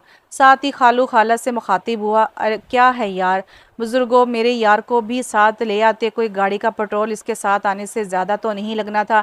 एजाज मुस्कुराते हुए बताने लगे, नहीं बेटे, घर पे भी तो किसने रुकना था। तुम ऐसा करो ना, वापसी पे हमारे साथ चलो, बल्कि तुम्हारे दादा को भी साथ लेकर जाना है। कपास की कटाई होनी है, डेरे पर आजकल बड़ी रौनक लगती है। दादा इसी वक्त बोले, अमार पुत्र, मेरा बैग तैयार कर दो, आज समरा भी जा रही है, अमसाल ने भी जाना है, और ये लो मटर और ये लूमड़। वासिफ, अगर मासी मास्टर के साथ चला गया तो मैं घर पर तुम्हारे मियाँ की सड़ी हुई शक्ल नहीं देख सकता। अच्छा ही है कि जास के डेरे पर आने वाले चिंगड़ों से ही नए नए किस्से सुनाओ। सिकंदर की बेचारी सी बनी शक्ल देखकर सब एक दफ़ा फिर हंसी छूट गई। सच्ची में मुझे इंतहाई शर्म आ रही है। समरा ने इसके बाजू पर एक हाथ रसीद किया। सच्ची की कुछ लगती ना हो तो पिछले 1 घंटे से आप 200 बार यही फिक्रा बोल चुकी हैं और कुछ नहीं बचा कहने को। इसने समरा के गोल गप्पे के गाल पर बोसा लिया। मुझे यूँ लग रहा है मैं इस्लामाबाद नहीं बल्कि तीसरी दुनिया के किसी मुल्क में जा रही हूँ, जो यूँ 2 गाड़ियाँ भरकर आप लोग मुझे एयरपोर्ट सी ऑफ करने आए हैं। वो वाकई बड़ी परेशानी सी सूरत बनाए खड़ी थी। मारा ने धीमे से हंसते हुए अमसाल को खुद में बींच लिया।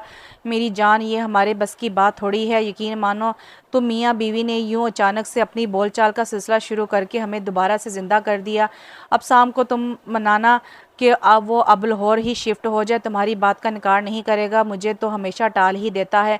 वासिफ ने दरमियान में ही टोक दिया, मेरी भोली माँ, जिस वजह से भाई छुपे हुए थे, जब वही वहाँ जा रही है तो अब भागकर भाई ने वापस अपनी अम्मा के पास ही आना है। हंसी के फारों के दौरान वो एक करके सबसे मिली। सिकंदर ने इसके सर पर शफकत से हाथ फेरते आगाह किया, मेरी बात हुई है अब शाम से, कह रहा था कि कब तक अमसाल को भेजेंगे। मैंने कहा कि अभी दो मैंने कहा अभी हफ्ता 2 तक। साहबजादे ने खामोशी से फ़ोन रख दिया। मगर तुम फिक्र ना करो, इसके मुलाजिम लड़के को मैंने फ़ोन करके कह दिया, वो ऐन वक्त पर इसे बताकर एयरपोर्ट भेज देगा। वैसे तो खामोशी से सर इस बात में हिला दिया। दिल में वो सोच रही थी कि आप लोगों को अगर मेरे यहाँ से जाने और इसके यूँ बुलाने की हकीकत मालूम हो जाए तो क्या हो। आखिर में अब्बू से मिली तो उन्होंने कई पल तक इसको अपने साथ लगाए रखा। दोनों बाप बेटी की नम आंखें देखकर सभी इमोशनल हो गए। अब्बू ने इसके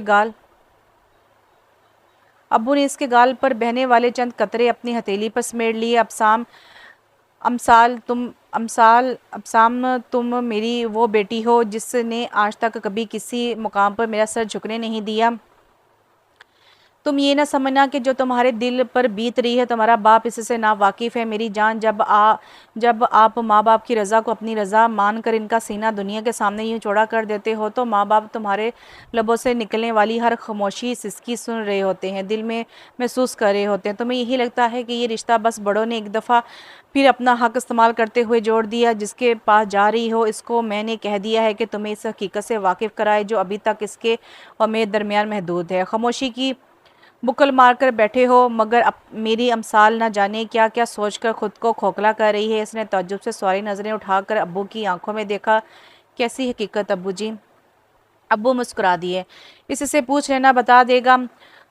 अब जाओ, अल्लाह बेलीम। और वो सारे सवाल और दुख दिल में ही लिए इस्लामाबाद आ गई। टर्मिनल से बाहर निकलते हुए दिल यूं ही घबराए जा रहा था। आहिस्ता आहिस्ता चलते हुए वो वहां इस्तकबाल को आए लोगों की शक्लों को बारी बारी देखते हुए इसे ढूंढ रही थी, जिसके साथ ताल्लुक बहुत मजबूत तो था, मगर इसमें ना दिली सुकून था ना एतबार। और ये नाव किसी न किसी जानिब तो अब लगकर ही रहनी थी। वो जज्बातीपन में यहाँ आ जाने का फैसला कर बैठी थी। सबके चेहरे पर फैलने वाली खुशी ने ये फैसला करवा दिया था और अब वो सारा वक्त पछतावे का शिकार रही थी। पर अब क्या हो सकता था, वो कहीं नज़र ना आया। दिल को न जाने खुशी हुई कि मायूसी, जब 17-18 साल लड़का इसके सामने फूलों का बुके लेकर आया। अस्सलाम वालेकुम बाजी जी, वेलकम टू इस्लामाबाद, ये फूल आपके लिए। वो दिमाग में अंदाज़ा लगाती जवाब देने लगी, वालेकुम सलाम, आप कौन? वो मुस्कुराया तो चेहरे पर हद दर्जा मासूमियत और खुशी थी। मेरा नाम आकिब है। अमसाल के होंठों पर मुस्कुराहट दौड़ गई।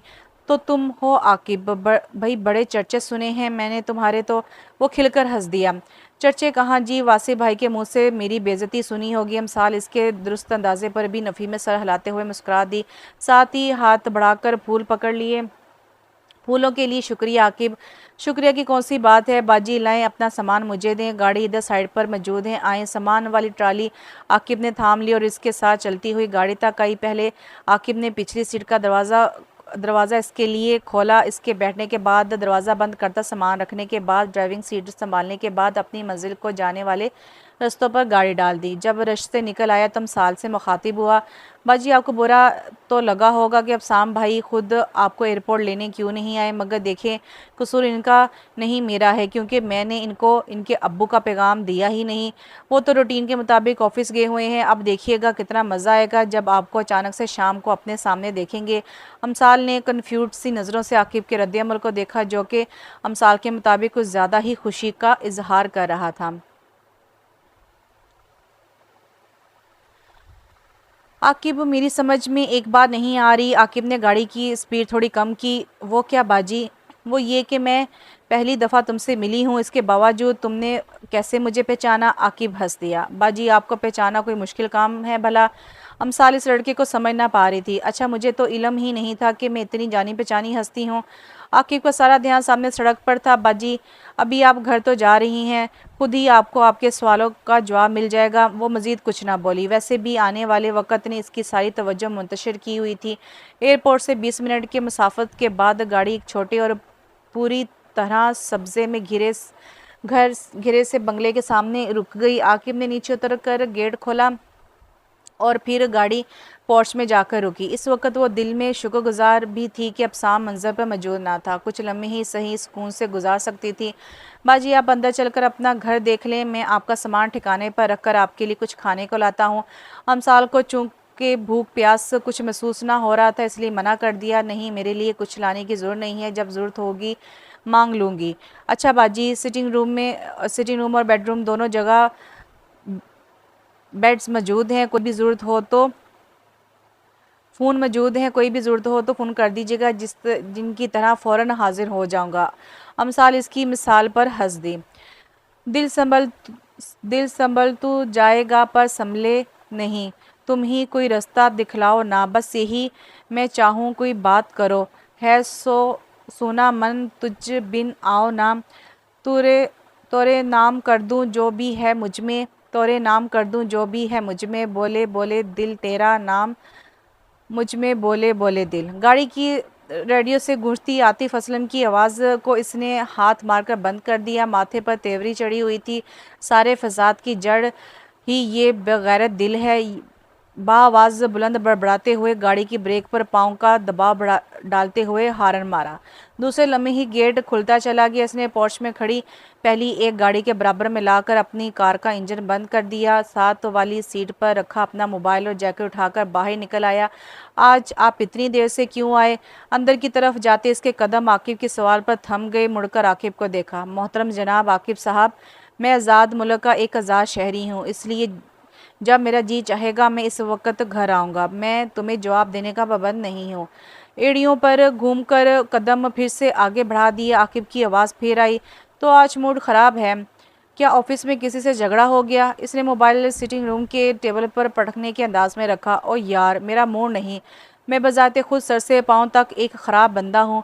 और झगड़ा क्यों होगा मेरा किसी के साथ? तुम्हें मैं कोई झगड़ालू किस्म का इंसान लगता हूँ क्या? हाथ में पकड़ी जैकेट को यूं ही सोफे पर फेंक दी। आकिब ने इसकी गाड़ी में से निकाला, इसका ब्रीफकेस ले जाकर सीधा इसके बेडरूम में रख दिए, जबकि वो खड़े ही खड़े रिमोट उठाकर चैनल बदलने लगा। आकिब कमरे से बाहर आते हुए फिर ना चुप रह सका। वैसे अगर हम साल बाजी यहाँ आ जाएं तो आप तब भी क्या ऐसे ही सड़ो किस्म के रहेंगे? इसके लब बींच गए। बुरी तरह आकिब को घूरते हुए वार्न किया, इस वक्त मेरे सामने इस औरत का नाम मत लो। और वो यहाँ मेरे पास क्या लेने आएगी? इसका सब कुछ तो इधर है जहाँ वो रहती है। मैं इसके लिए हूँ ही क्या? बकौल शायर, जिंदा रहें तो क्या है, मर जाएं हम तो क्या, दुनिया से खामोशी से गुजर जाएं हम तो क्या। आकिब ने साथ ही तौबा इस्तग़फ़ार पढ़ना शुरू कर दिया। मरे आपके दुश्मन। अब सामने बालों में हाथ फेरते हुए सरस बात में हिलाया। हाँ ठीक कह रहे हो। जानते हो मेरा सबसे बड़ा दुश्मन कौन है?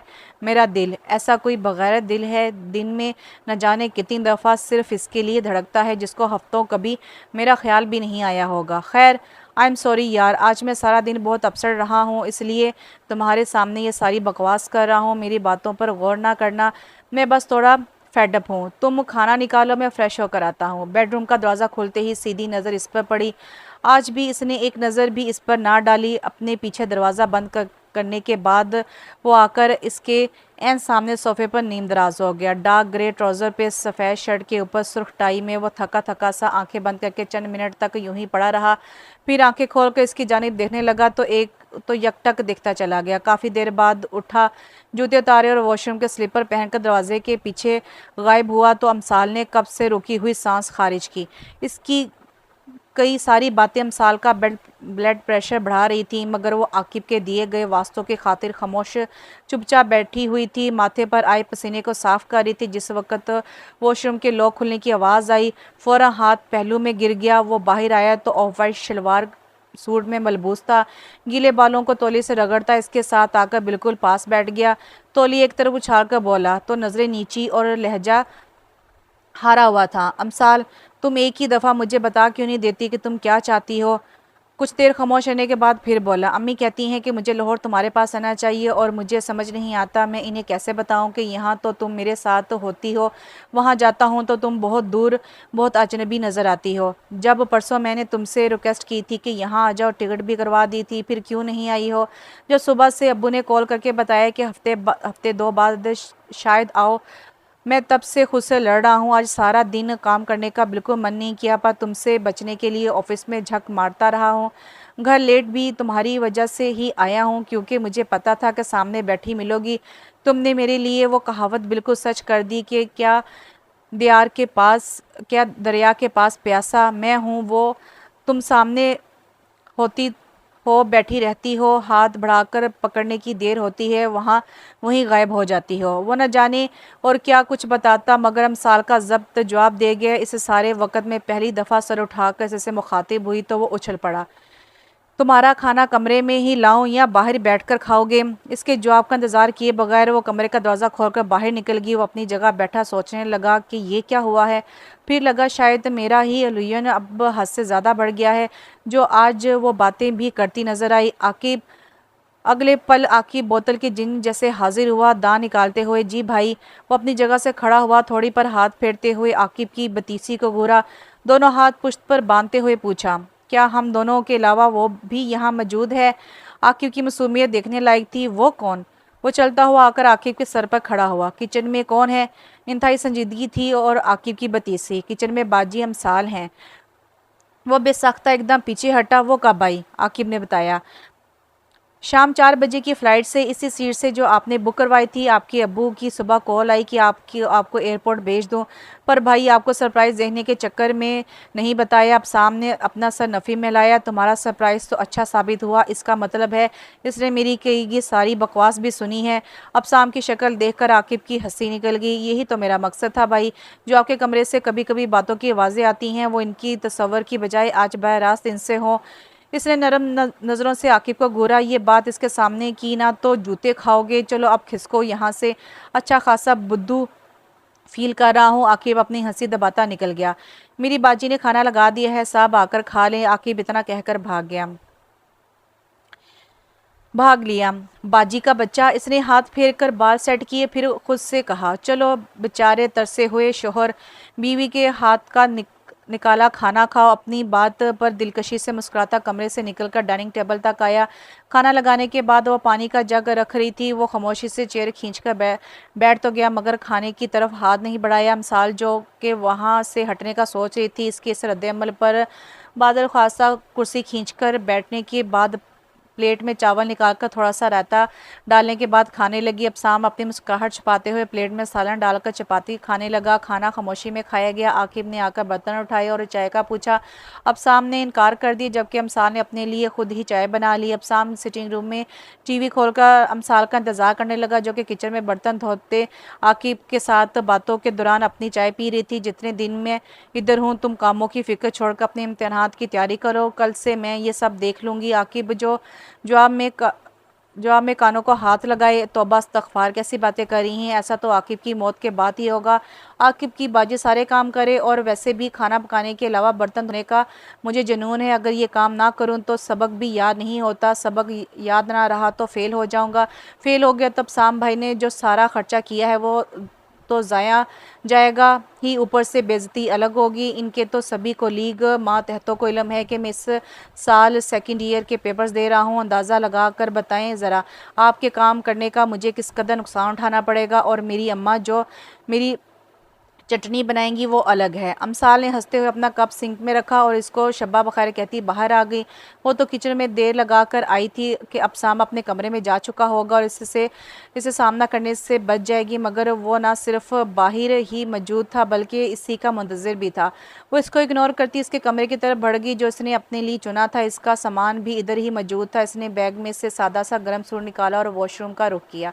लिबास बदलने के बाद जल्दी जल्दी दांतों को ब्रश किया और बाहर आ गई। ईशा की नमाज वो कब की पढ़ चुकी थी। वैसे भी अब तो 12:30 हो रहे थे। फ़ौरन लाइट और दरवाज़ा बंद करते बिस्तर में घुस गई। यहाँ लाहौर के मुकाबले में ठंड भी ज़्यादा थी। हर तरफ से ज़ेन की खिड़कियाँ बंद करके सारी तवज्जो सोने पर मशगूल की। बाहर से टीवी भी खामोश हो गया था, जिसका मतलब था अब शाम भी अपने कमरे में चला गया था। ये सोच इस कदर सुकून बख्श थी कि इस पर नींद गालिब आने लगी। तभी दरवाज़ा हवा हुआ और अंदर आने वाले ने सारी रोशनियां जलाकर बेड के करीब पड़ी कुर्सी को अपनी मतलूबा जगह पर रखा और इस पर बैठने के बाद टांगे बेड पर रखकर नींदराज हो गया। फोकस सारा अमसाल पर था, जिसने बुरा सा मुंह बनाते हुए अपना सर भी कंबल के अंदर कर लिया। ओ कम ऑन अमसाल, सीरियसली तुम इतना सफ़र करके यहाँ सोने आई हो? Women, we need to talk you. बिस्तर के अंदर से ही इसकी झुंझलाई हुई आवाज़ आई। ज़रूरी तो नहीं कि आज ही बातें हों, अगले चंद दिनों तक मैं इधर ही हूँ, कल कर लेना जो भी बात। इसकी बात मुंह में ही थी कि अब सामने एक झटके से इसके ऊपर बड़ा कंबल खींचकर कमरे के दूसरे कोने में फेंक दिया।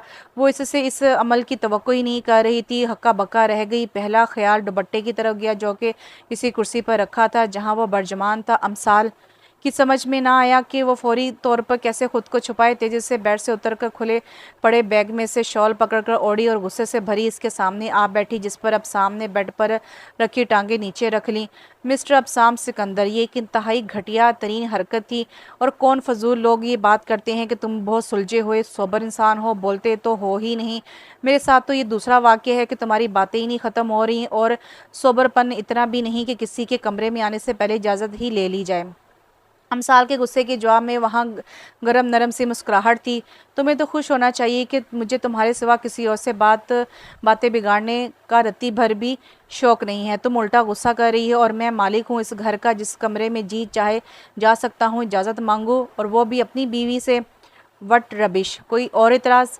अमसाल के चेहरे पर फैली संजीदगी गहरी हो गई। वैसे तुम ठीक ही हो, हमें एक ही दफ़ा बात करके इस मौजू को हमेशा के लिए दफन कर देना चाहिए। पहले मैं अपना मसला तुम्हारे सामने रखती हूँ। मिस्टर जीनियस होना तो निकालो कोई हल। तुम्हारे मैं रहना नहीं चाहती और अपने माँ बाप की वजह से लैदगी इख्तियार नहीं कर सकती हूँ, तो बताओ मुझे क्या करना चाहिए। टांग पर टांग जमाए, एक हाथ कुर्सी के हत्थे और दूसरी थोड़ी के नीचे रखे गहरी नज़रों से इसका जायज़ा ले रहा था वो। मेरे साथ रहने में मसला क्या है? जवाब में अमसाल ने हिम्मत करके बराह रास्त इसकी आंखों में देखा। मैं नहीं जानती कि क्यों तुम इतने भोले होने की एक्टिंग कर रहे हो, और ये सब प्यार और मोहब्बत की बातें क्या है? ये सब इन सब बातों से तुम साबित क्या करना चाहते हो क्योंकि जो हकीकत है वो तुम भी जानते हो और मैं भी जानती हो, तो फिर ये धोखाधड़ी किस लिए? इसलिए मैंने इस सब का एक ही हल सोचा है कि तुम मुझे लाहौर ही रहने दो और यहाँ अपनी मर्ज़ी से शादी कर लो। खाला लोग कुछ नहीं कहेंगे और जब मुझे कोई इतराज़ नहीं तो फिर किसी और की अहमियत ही क्या रह जाती है? ज़िंदगी तुम्हारी है, तुम्हारी अपनी मर्ज़ी पसंद से जीनी चाहिए। अब सामने दोबारा तालियां बजाईं। तुम्हें तो वकील होना चाहिए था अमसाल एजाज, क्या खूब तकरीर करती हो, मगर ये ज़्यादती नहीं कि एक तरफ तुम मुझे मेरी अपनी मर्ज़ी के मुताबिक ज़िंदगी गुजारने पर लेक्चर दो और फिर मुझे मेरी रज़ा भी अता ना करो। मैं किन अल्फाज या किस ज़बान में कहूँगा तो ये बात तुम्हारी मोटी खोपड़ी में बैठेगी कि मेरी चाहत तुम हो, मेरी मर्ज़ी तुम हो। इतने खुले अल्फाज में बता चुका हूँ, फिर भी तुम मेरा एतबार क्यों नहीं करती हो? अब क्या फ़िल्मी डायलॉग मारूँ, चाँद तारे तोड़ लाने की कस्में खाऊँ, या तुम्हारे हिजर में गुज़रे दिनों पर दास्तान इश्क लिखूँ? कोई ऐसा अमल जो मेरी की गई सारी बकवास को हकीकत साबित कर दे। अमसाल के आंसू देखकर इसने सर पर पीट लिया। चलो अब रोना बैठ जाओ, यानी हद हो गई। इधर बात शुरू करो, इधर बारिश शुरू हो जाती है। अमसाल ने आंखों को सख्ती से पल्लू के साथ रगड़ा। तो और क्या करूँ, हकीकत भी तो मुझे ही पता है, तो रोना भी तो मैंने ही है ना। तुमने ये शादी की ही मुझसे इंतकाम लेने के लिए, और मुश्किल ये है कि किसी को ये नज़र ही नहीं आता। मेरे अब्बू तक तुम्हें बड़ा शरीर समझ रहे हैं। इसने हैरत से अपने सामने काले और सुर्ख इम्तजाज में मलबूस आंसू बहाती औरत को देखा।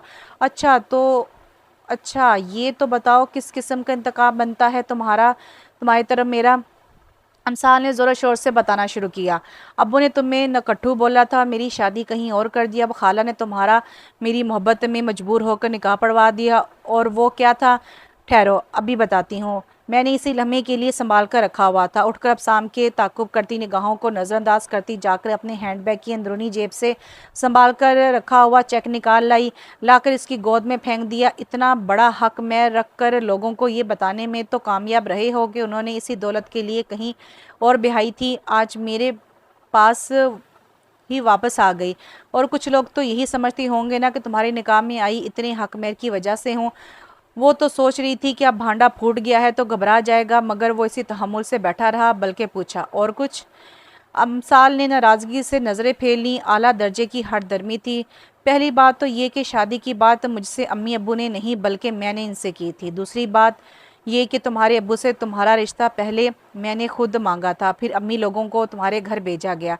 और तीसरी बात ये कि तुम्हारे मुसलसल इनकार को इकरार में बदलने के लिए जाज मामू को आईसीयू का चक्कर लगवाने का मशा भी मैंने दिया था। जब तुम लोग बाहर लॉबी में रो धो रही थी, मैं और मामू अंदर बैठे ड्राई फ्रूट और चाय का लुत्फ़ उठा रहे थे। और अब आ जाते हैं तुम्हारे इस चेक की तरफ। तो बेगम, क्या तुम्हें मेरी माहाना तनख्वाह का इल्म है? यकीन नहीं है? यकीनन नहीं है। अब दिमाग की तसल्ली हुई कि नहीं? अमसाल को यकीन आया, मगर अब शाम के चेहरे पर लिखा था कि इसका हर कहा हर्फ सच था। क्या इन्हीं बातों को सर पर सवार रखकर एंटी डिप्रेसेंट खा रही हो? और वो जो नर्वस ब्रेकडाउन हुआ था, अमसाल ने इसे दरमियान में टोक दिया। अगर तुम्हारे मुताबिक ये शादी तुम्हारी मर्जी से हुई थी तो तुम खुश क्यों नहीं थे? मुझे पता चला कि तुमने नया सूट तक नहीं बनवाया था और मूवी में भी सारा वक्त सड़ी हुई शक्ल बनाकर बैठे हुए थे। अब शाम की हंसी निकल गई। चलो एक बात तो साबित हुई, बरस ना सही मूवी में तो तुम मुझे गौर से देखती रही हो। और रहा तुम्हारा सवाल, तो भाई क्यों इतना बन ठन कर जाता? मुझे कौन सा रवायती अंदाज में तैयार और मुंतज़िर बीवी मिलने वाली थी, जिस तरह तुमसे 3 दफ़ा हाँ खिलवाने के लिए सारे पापड़ बेलने पड़े थे। मेरा तो मूड ही सख्त ऑफ था। वो निकाह तुमने मजबूर होकर कबूल किया था। जब अपनी खुशी और मर्ज़ी से मुझे कबूल करोगी तब मैं भी खुशी का इजहार करूँगा। अमसाल कुछ देर तक पैर के अंगूठे से कारपेट को खुरचती रही। तुम्हारी सारी वजाहतों, दलीलों और इजहार मोहब्बत सुनने के बाद भी अगर मैं ये कहूँ कि मैं इस रिश्ते से खुश नहीं हूँ, आज़ादी चाहती हूँ, तो अब शाम के चेहरे और आंखों से सारी मुस्कुराहट गायब हो गई। क्या ये तुम्हारा आखिरी फैसला है? बड़े संजीदा और ठहरे हुए लहजे में किए गए सवाल के जवाब में अमसाल में इतना भी हौसला ना था कि सर उठाकर इसकी नज़र से नज़र ही मिला सकती। कितनी देर गुजर गई, दोनों को खामोशी की चादर ओढ़े बैठे हुए। वो सर झुकाए आंसू बहाती रही और वो गाल के नीचे हाथ रखे बैठा इसके झुके सर गाए बगाए आंसू साफ करने के लिए उठते हाथ की हरकत को देखता रहा। जानते हो, मुझे तुम बिल्कुल भी पहले वाले अफसाम महसूस नहीं होते हो, बहुत अजनबी से लगते हो। इसने माथे को मसला और बोला, क्या इसलिए रो रही हो? इसने अपना सर नफ़ी में हिलाया। तो फिर क्यों रोती हो? अमसाल ने दुपट्टे के पल्लू से नाक रगड़ी और बोली, मुझे खुद इल्म नहीं है क्यों मैं तुम्हारे सामने कमज़ोर पड़ जाती हूँ। हालांकि रोती तो मैं तब भी नहीं थी जब फरीद की अम्मा मारती थी, तब आंख में एक आंसू तक ना आया था जिस दिन फरीद ने दूसरी शादी की थी। ना ही इस दिन रोना आया जब इसने तलाक भेजी। फिर तुम्हारे सामने आती ही क्यों? जी चाहता है कि इतना रोऊं कि मेरा वजूद भी इन आंसू में बहकर ख़त्म हो जाए। इसने सर उठाकर बरास्त अबसाम की आंखों में देखा। दोनों पल के चुपकाए बगैर एक दूसरे की नज़रों में देखते रहे। अबसाम अपनी जगह साकत था।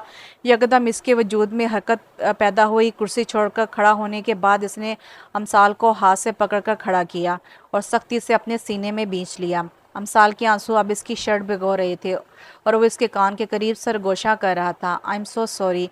जो बीत गया हुआ है ना जाना, इसको बुरा ख़ास समझकर भुला दो। इसने अमसाल का चेहरा अपने दोनों हाथों में थामा था। Would you give me the honour to take you on a date?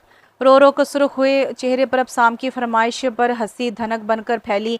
इसको हंसता देखकर जवाब में वो भी खिलकर मुस्कुराया। सोचा जा सकता है अगर कुछ पता चले कि कहाँ लेकर जाओगे, इसने शर्माते हुए कहा। तो अबसाम अपनी जगह हैरत से जम गया और गहरी नज़रों से इसको गौर से देखने लगा। अमसाल मुसलसल नज़रें चुरा रही थी। हाथ उठाकर अबसाम के चेहरे का रुख दूसरी तरफ कर दिया, मगर अबसाम की खामोशी और संजीदगी में कोई फ़र्क ना आया। तो वो खुद को इसके बाजों के खसार से निकालने की कोशिश में धमकी अमेज़ लहजे में बोली, अगर इस तरह से देखना बंद नहीं करोगे तो मैं तुम्हारे साथ कहीं नहीं जाऊंगी। मुसलसल अपने दाएं हाथ से अबसाम के चेहरे को बाएं तरफ मोड़कर रखा। अमसाल, क्या तुम मुझसे शादी करोगी? अमसाल की खूबसूरत हंसी जलतरंग बिखर गई। बुद्धू, अभी तो मैंने डेट के लिए हाँ नहीं किया, तुम प्रपोजल पर भी आ गए। अब समझ में आया तुम अभी तक क्यों सिंगल घूम रहे हो। यूं ही पहली डेट पर ही प्रपोज करके लड़कियां दूर भगा देते होगे। इसने अमसाल के दोनों हाथ अपने हाथों में लिए और मुस्कुराते हुए बोला, असल में पहला तजर्बा है इसलिए ये गलतियां कर रहा हूँ। तुम बस शादी के लिए हाँ कर दो। आई प्रॉमिस कि तुम्हारे अलावा कभी किसी लड़की को पहली डेट पर ना ही तो प्रपोजल दूंगा ना ही आई लव यू बोलूँगा। अमसाल ने अपने बिल्कुल करीब खड़े अपने हैंडसम शोहर को पहली दफ़ा नज़र भर कर देखा, जो इसकी आंखों में देखते हुए दिलकशी से मुस्कुरा रहा था। अमसाल ने सर इस बात में हिलाते हुए हाँ कर दी। अब सामने सर पीछे को गिराकर ऊंची आवाज़ में हैप्पी बोला, पप्पी बोला और अमसाल के माथे पर बोसा देकर इसको खुद में छुपा लिया। बाज़ दफ़ा खुशियाँ आने में थोड़ी ताख़ीर कर देती हैं मगर आती ज़रूर हैं। वो अभी शावर लेकर निकली थी। गीले बाल पुश्त पर बिखरे हुए थे। गर्मी होने के बावजूद इसको सर्दी महसूस हो रही थी। इसलिए शानों पर चादर डालकर बाई सेन के इस कोने में बिछी कुर्सियों में से एक पर आकर बैठ गई, जहाँ दोपहर में तो घनी छाँव थी पर अब जाती हुई धूप की शुआएं अपनी नरमी बखेर रही थी। अभी बैठी ही थी जब अम्मी अंदर से कार्डलेस फ़ोन ले आई। अब शाम की कॉल है, बात कर लो, मगर याद रखना आज कोई उल्टा सीधा प्रोग्राम ना बनाना, ना ही मैं घर से बाहर जाने दूंगी। इसको फ़ोन देते हुए वापस अंदर चलेगी। उसने गहरा सांस लेकर फ़ोन होल्ड से हटाकर कान से लगाया। तुम्हें बड़ा शौक है ना मेरी माँ से डांट पड़वाने का। तुम थी कहाँ? पिछले आधे घंटे में 10 कॉल्स कर चुका हूँ। हाँ तो इंसान थोड़ा अक्ल का इस्तेमाल कर ले, अगला बंदा मसरूबी तो हो सकता है। नहीं, मैं घबरा गया था कहीं तुम्हारी तबीयत ना ख़राब हो। अगर ऐसी कोई बात हुई तो आपकी खाला हजूर इसी वक्त आपको अलर्ट कर देंगी, इसलिए अभी आराम से अपने काम करें। शेरू कैसा है? ज़्यादा तंग तो नहीं करता? नहीं, दिन में तो खेलता रहता है, बस कभी कभार जिद करता है गोद में उठाऊं। अभी किधर है? अपने मामों के साथ मटर गश्त करने निकला हुआ है। यार तुम घर वापस कब आओगी? जाहिर बात है डिलीवरी के बाद आऊँगी। और मैं इतनी देर क्या करूँगा? भूल रहे हो तो याद करवा दूँ, मुझे अम्मी के यहाँ आए हुए अभी सिर्फ 3 दिन हुए हैं और 3 दिन तुम किसी न किसी बहाने से चक्कर लगा गए हो, इसलिए ख़ुद को ज़्यादा मजलूम जाहिर करने की कोशिश ना ही करो। एक काम तो करो। जी फरमाइए। बाहर गेट पे आओ। अब Sam, don't tell me that you are outside the house. यार मैंने खाने के लिए मेज़ बुक करवाया हुआ है, अगर ना गए तो 10,000 का नुकसान होगा। अम्मी मुझे अभी वार्न करके गई हैं कि मैं बाहर कहीं ना जाऊं। तुम इनसे चोरी आ जाओ। अब साम, मैं तुम्हारी हरकतों से बड़ी तंग आ गई हूँ। अमसाल, दिल में तुम्हारे लड्डू फूट रहे हैं, इसलिए ड्रामा बंद करो और बाहर आओ। वापसी पे अम्मी की डांट तुम ही खाओगे। इसने फ़ोन बंद किया। अपनी जगह से उठी और धीमे धीमे कदम उठाती अंदर चली आई। देखो, इसको देखते ही अम्मी ने किचन के दरवाजे से सर निकाला। हो गई बात? क्या कह रहा था?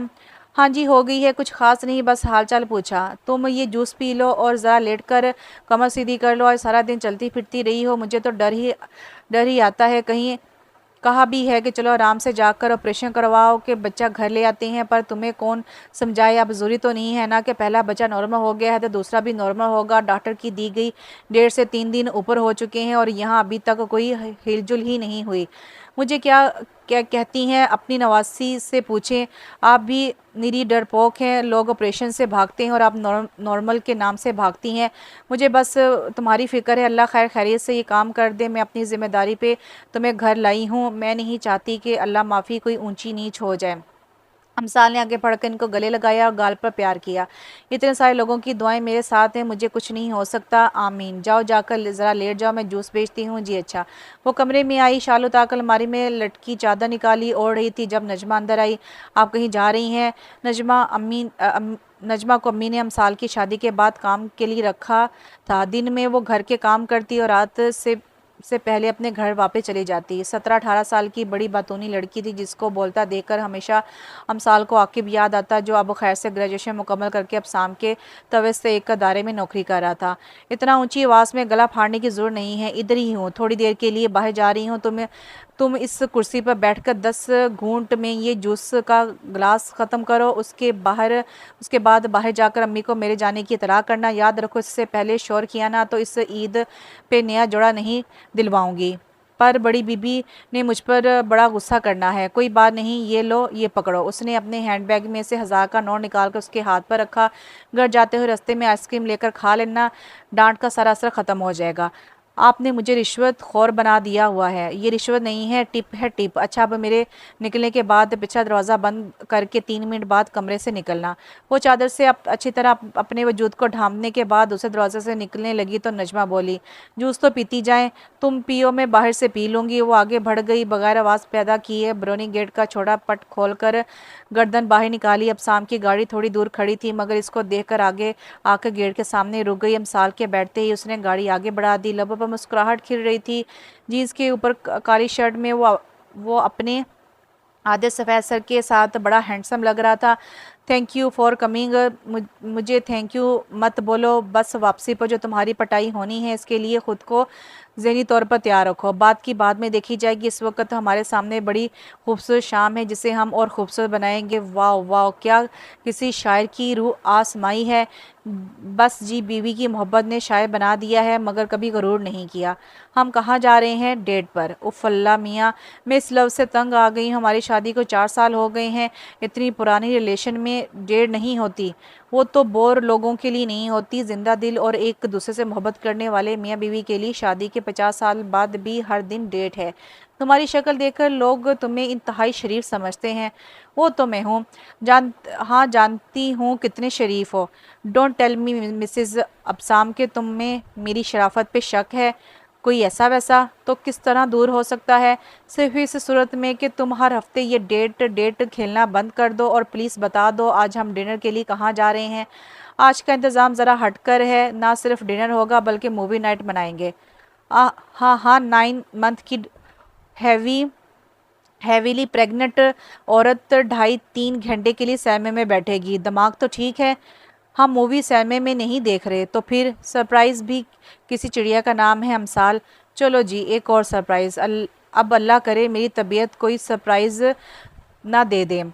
इंशाल्लाह सब ठीक रहेगा, डोंट वरी। इसने हाथ बढ़ाकर अमसाल के बड़े हुए जिस्म पर रखा और प्यार भरी नरम नज़रों से उसे देखा, जो आजकल नज़र लग जाने की हद तक खूबसूरत हो रही थी। इसने गाड़ी एक गेट पर रोकी।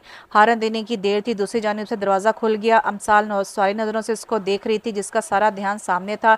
एक लंबे से रास्ते को अबूर करने के बाद गाड़ी रुक गई। ये किसकी जगह है? ये मेरे उस दोस्त की जगह है जिसकी बीवी डॉक्टर है। याद है हम उनकी बेटी की शादी पर गए थे? हाँ, तो क्या वो लोग अब मुस्तकिल यहीं रहते हैं? नहीं रहते तो वो अपने घर पर ही हैं, घर में ही हैं, मगर आज इधर आए हुए हैं। अब मज़ीद सवालों जवाब को छोड़ो और बाहर निकलो, बल्कि रुको, मैं मदद करता हूँ। वो अपनी जगह वो अपनी जगह से निकलकर अमसाल के दरवाजे पर आया। दरवाज़ा खोलकर इसका हाथ थामकर बाहर निकलने में मदद दी। एकदम उठकर खड़े होते ही अमसाल को अपनी कमर में दर्द की लहर दौड़ती महसूस हुई, जो कि आज कल आम सी बात थी, इसलिए वो इग्नोर कर गई।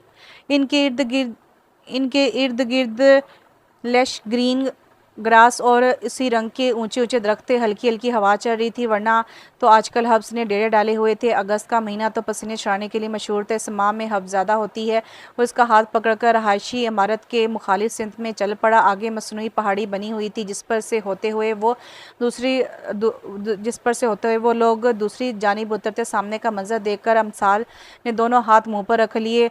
चौकोर की शक्ल बनाकर चारों कोनों में बांस के डंडे फिट किए गए थे, जिस पर लाइटिंग की गई थी। कुछ लड़ियां नीचे लटक रही थी, पर ज़्यादातर फ्रेम के ऊपर हिस्से को हाले की सूरत में घेरे हुए थे, जिसके अंदर एक दो सीटर काले रंग का सोफ़ा सेट पड़ा हुआ था। सामने मेज़ पर खाना सर्व करके ढांप कर रखा था, और सबसे दिलचस्प चीज़ वो साइड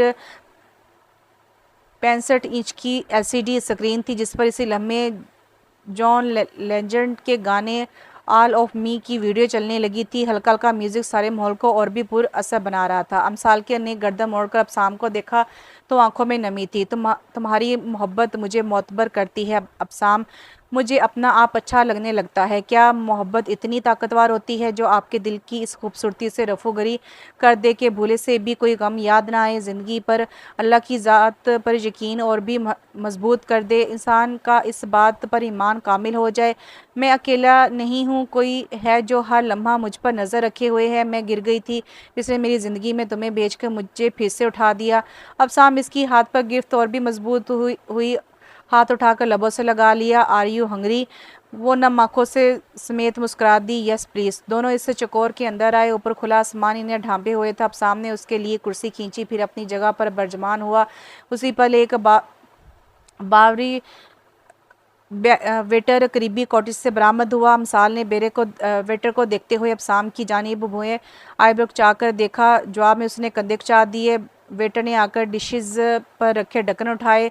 स्टीक की खुशबू ने मुंह में पानी भर दिया। लैम्प स्टीक के साथ सॉस और रोस्टेड आलू थे, साथ में रशियन सैलड मौजूद था।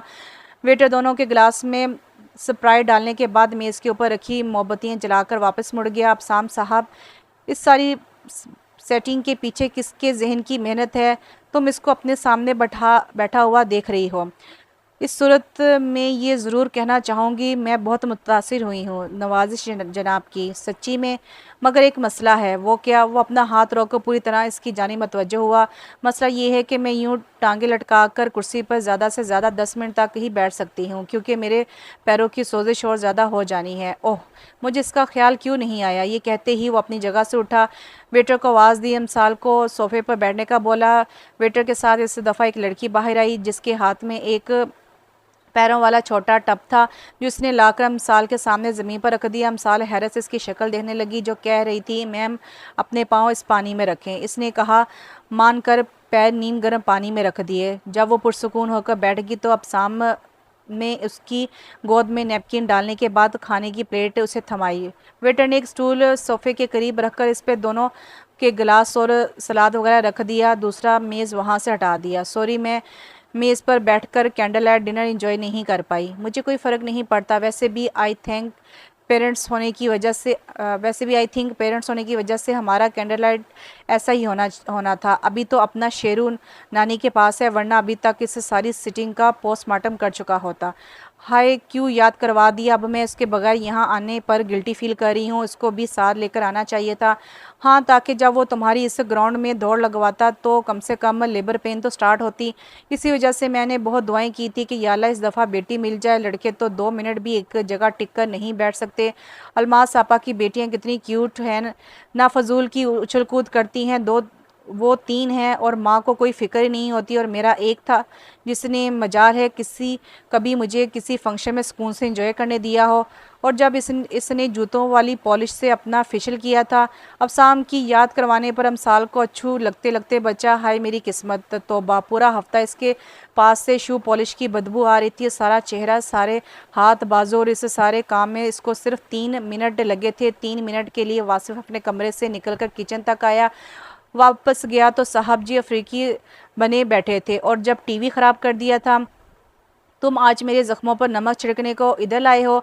वो टीवी मुझे नहीं भूलता। हाय, इसकी इसकी कलर ट्यूब इस कदर शानदार थी, ये महसूस ही नहीं होता था कि आप टीवी देख रहे हैं। ऐसा ही लगता था जैसे इंसानों को असल में अपने सामने देख रहे हैं। और शेरों ने इस टीवी को कैसे ख़राब किया, ये बात आज तक सिर्फ एक मिस्ट्री है। अब शाम खुद भी मुस्कुरा रहा था। बोला, जो तुम्हारे ड्रेसिंग टेबल पर तरतीब से सजे परफ्यूम लिपस्टिक के साथ हुई, मुझे इस पे दिली अफसोस है। अमसाल हंसती चली गई। इसने मेरी एक लिपस्टिक नहीं छोड़ी, सबको तोड़ मरोड़ कर सारे शीशे पे डिज़ाइन बनाए उकता कर मैंने वहाँ से हर चीज़ हटाकर अलमारी के सबसे ऊपरी खाने में रखी है, क्योंकि दराज की चाबी लगी रह जाती है, इसको मौका मिल जाता है। इन गुजरते 3 सालों में शेरों ने तुम्हें बहुत तंग किया। जब ठीक नहीं होता तो रातों को तुम्हें सोने भी नहीं देता। क्या इस सारी मशक्क़त ने तुम्हें बददिल किया? क्या तुम ये सोचती हो कि काश ये ना ही होता? अस्तगफिरुल्लाह, क्या ओलफुल बकरे हो शेरो, मेरी सबसे बड़ी खुशी है। वो जितना मर्जी शरारती है, मुझे फिर भी जान से बढ़कर अजीज़ है। मैं तो माँ हूँ। तुम बताओ ना, तुम्हारे ऑफिस के डॉक्यूमेंट्स पर उसने चाय गिरा दी थी, क्या इस बात पे तुम्हें इससे नफ़रत हुई? अबसाम की मुस्कुराहट और गहरी हुई। वो एक बहुत ही कॉन्फिडेंशियल फ़ाइल थी, जिसकी और कॉपी भी मेरे पास नहीं थी। इसके ज़ाय होने पर मेरा नुकसान भी हुआ था, मगर मिस्ट से आई मस्ट से मुझे शेरों से पहले दिन जैसी ही मोहब्बत है, जो हर गुजरते दिन के साथ ज़्यादा होती है, कम नहीं। इसके बगैर मैं अपनी ज़िंदगी का तस्वर भी नहीं कर सकता। यूं ही बातों बातों में उन्होंने खाना ख़त्म किया।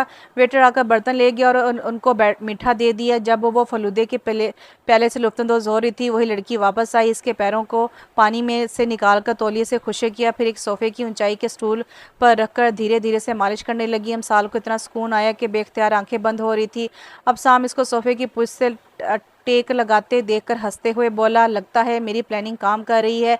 तुम्हें ये सब अच्छा लग रहा है? सिर्फ अच्छा लगना बहुत छोटा कॉम्प्लीमेंट है। मुझे तो लग रहा है जन्नत में बैठी हुई हूँ। बेस्ट डिनर है। Thank you. You are most welcome. मगर एक बात अभी बतानी बाकी है। वो क्या? मैंने ये कॉटेज किराए पर लिया है। इसकी क्या ज़रूरत थी? बस ऐसे ही, मुझे एक हफ़्ते की छुट्टियाँ हैं, सोचा आबो हवा तब्दील की जाए। वाह, क्या शाहाना अंदाज है। तुम जो सोच रहे हो ना, तुम्हारी और मेरी माँ ने वो होने नहीं देना। अभी उसकी बात मुंह में ही थी कि जब अब शाम के फ़ोन की घंटी बजी। लो जी, होगी दुश्मनों को खबर। इसने बड़बड़ाते हुए फ़ोन जेब से निकाला और स्क्रीन अमसाल की सामने की, जिस पे अम्मी हजूर लिखा आ रहा था। इसकी शक्ल देखकर अमसाल की हंसी छूट गई। चलो रांझे, फ़ोन उठाओ। अब सामने उसे मसनूई घूरी से नवाजते हुए फ़ोन कहाँ से लगाया। जी अम्मी जी।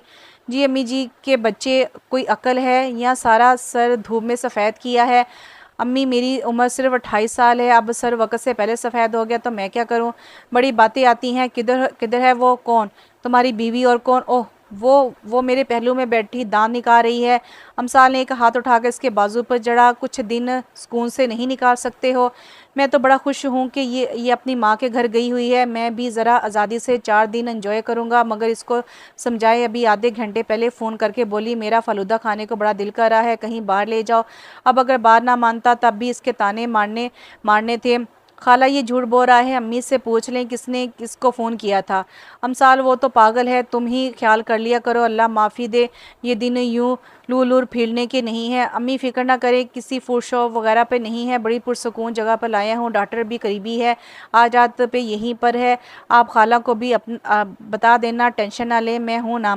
कैसे टेंशन ना लूँ? तुम अपनी तो बात ही ना करो, बेवकूफ़ कहीं के।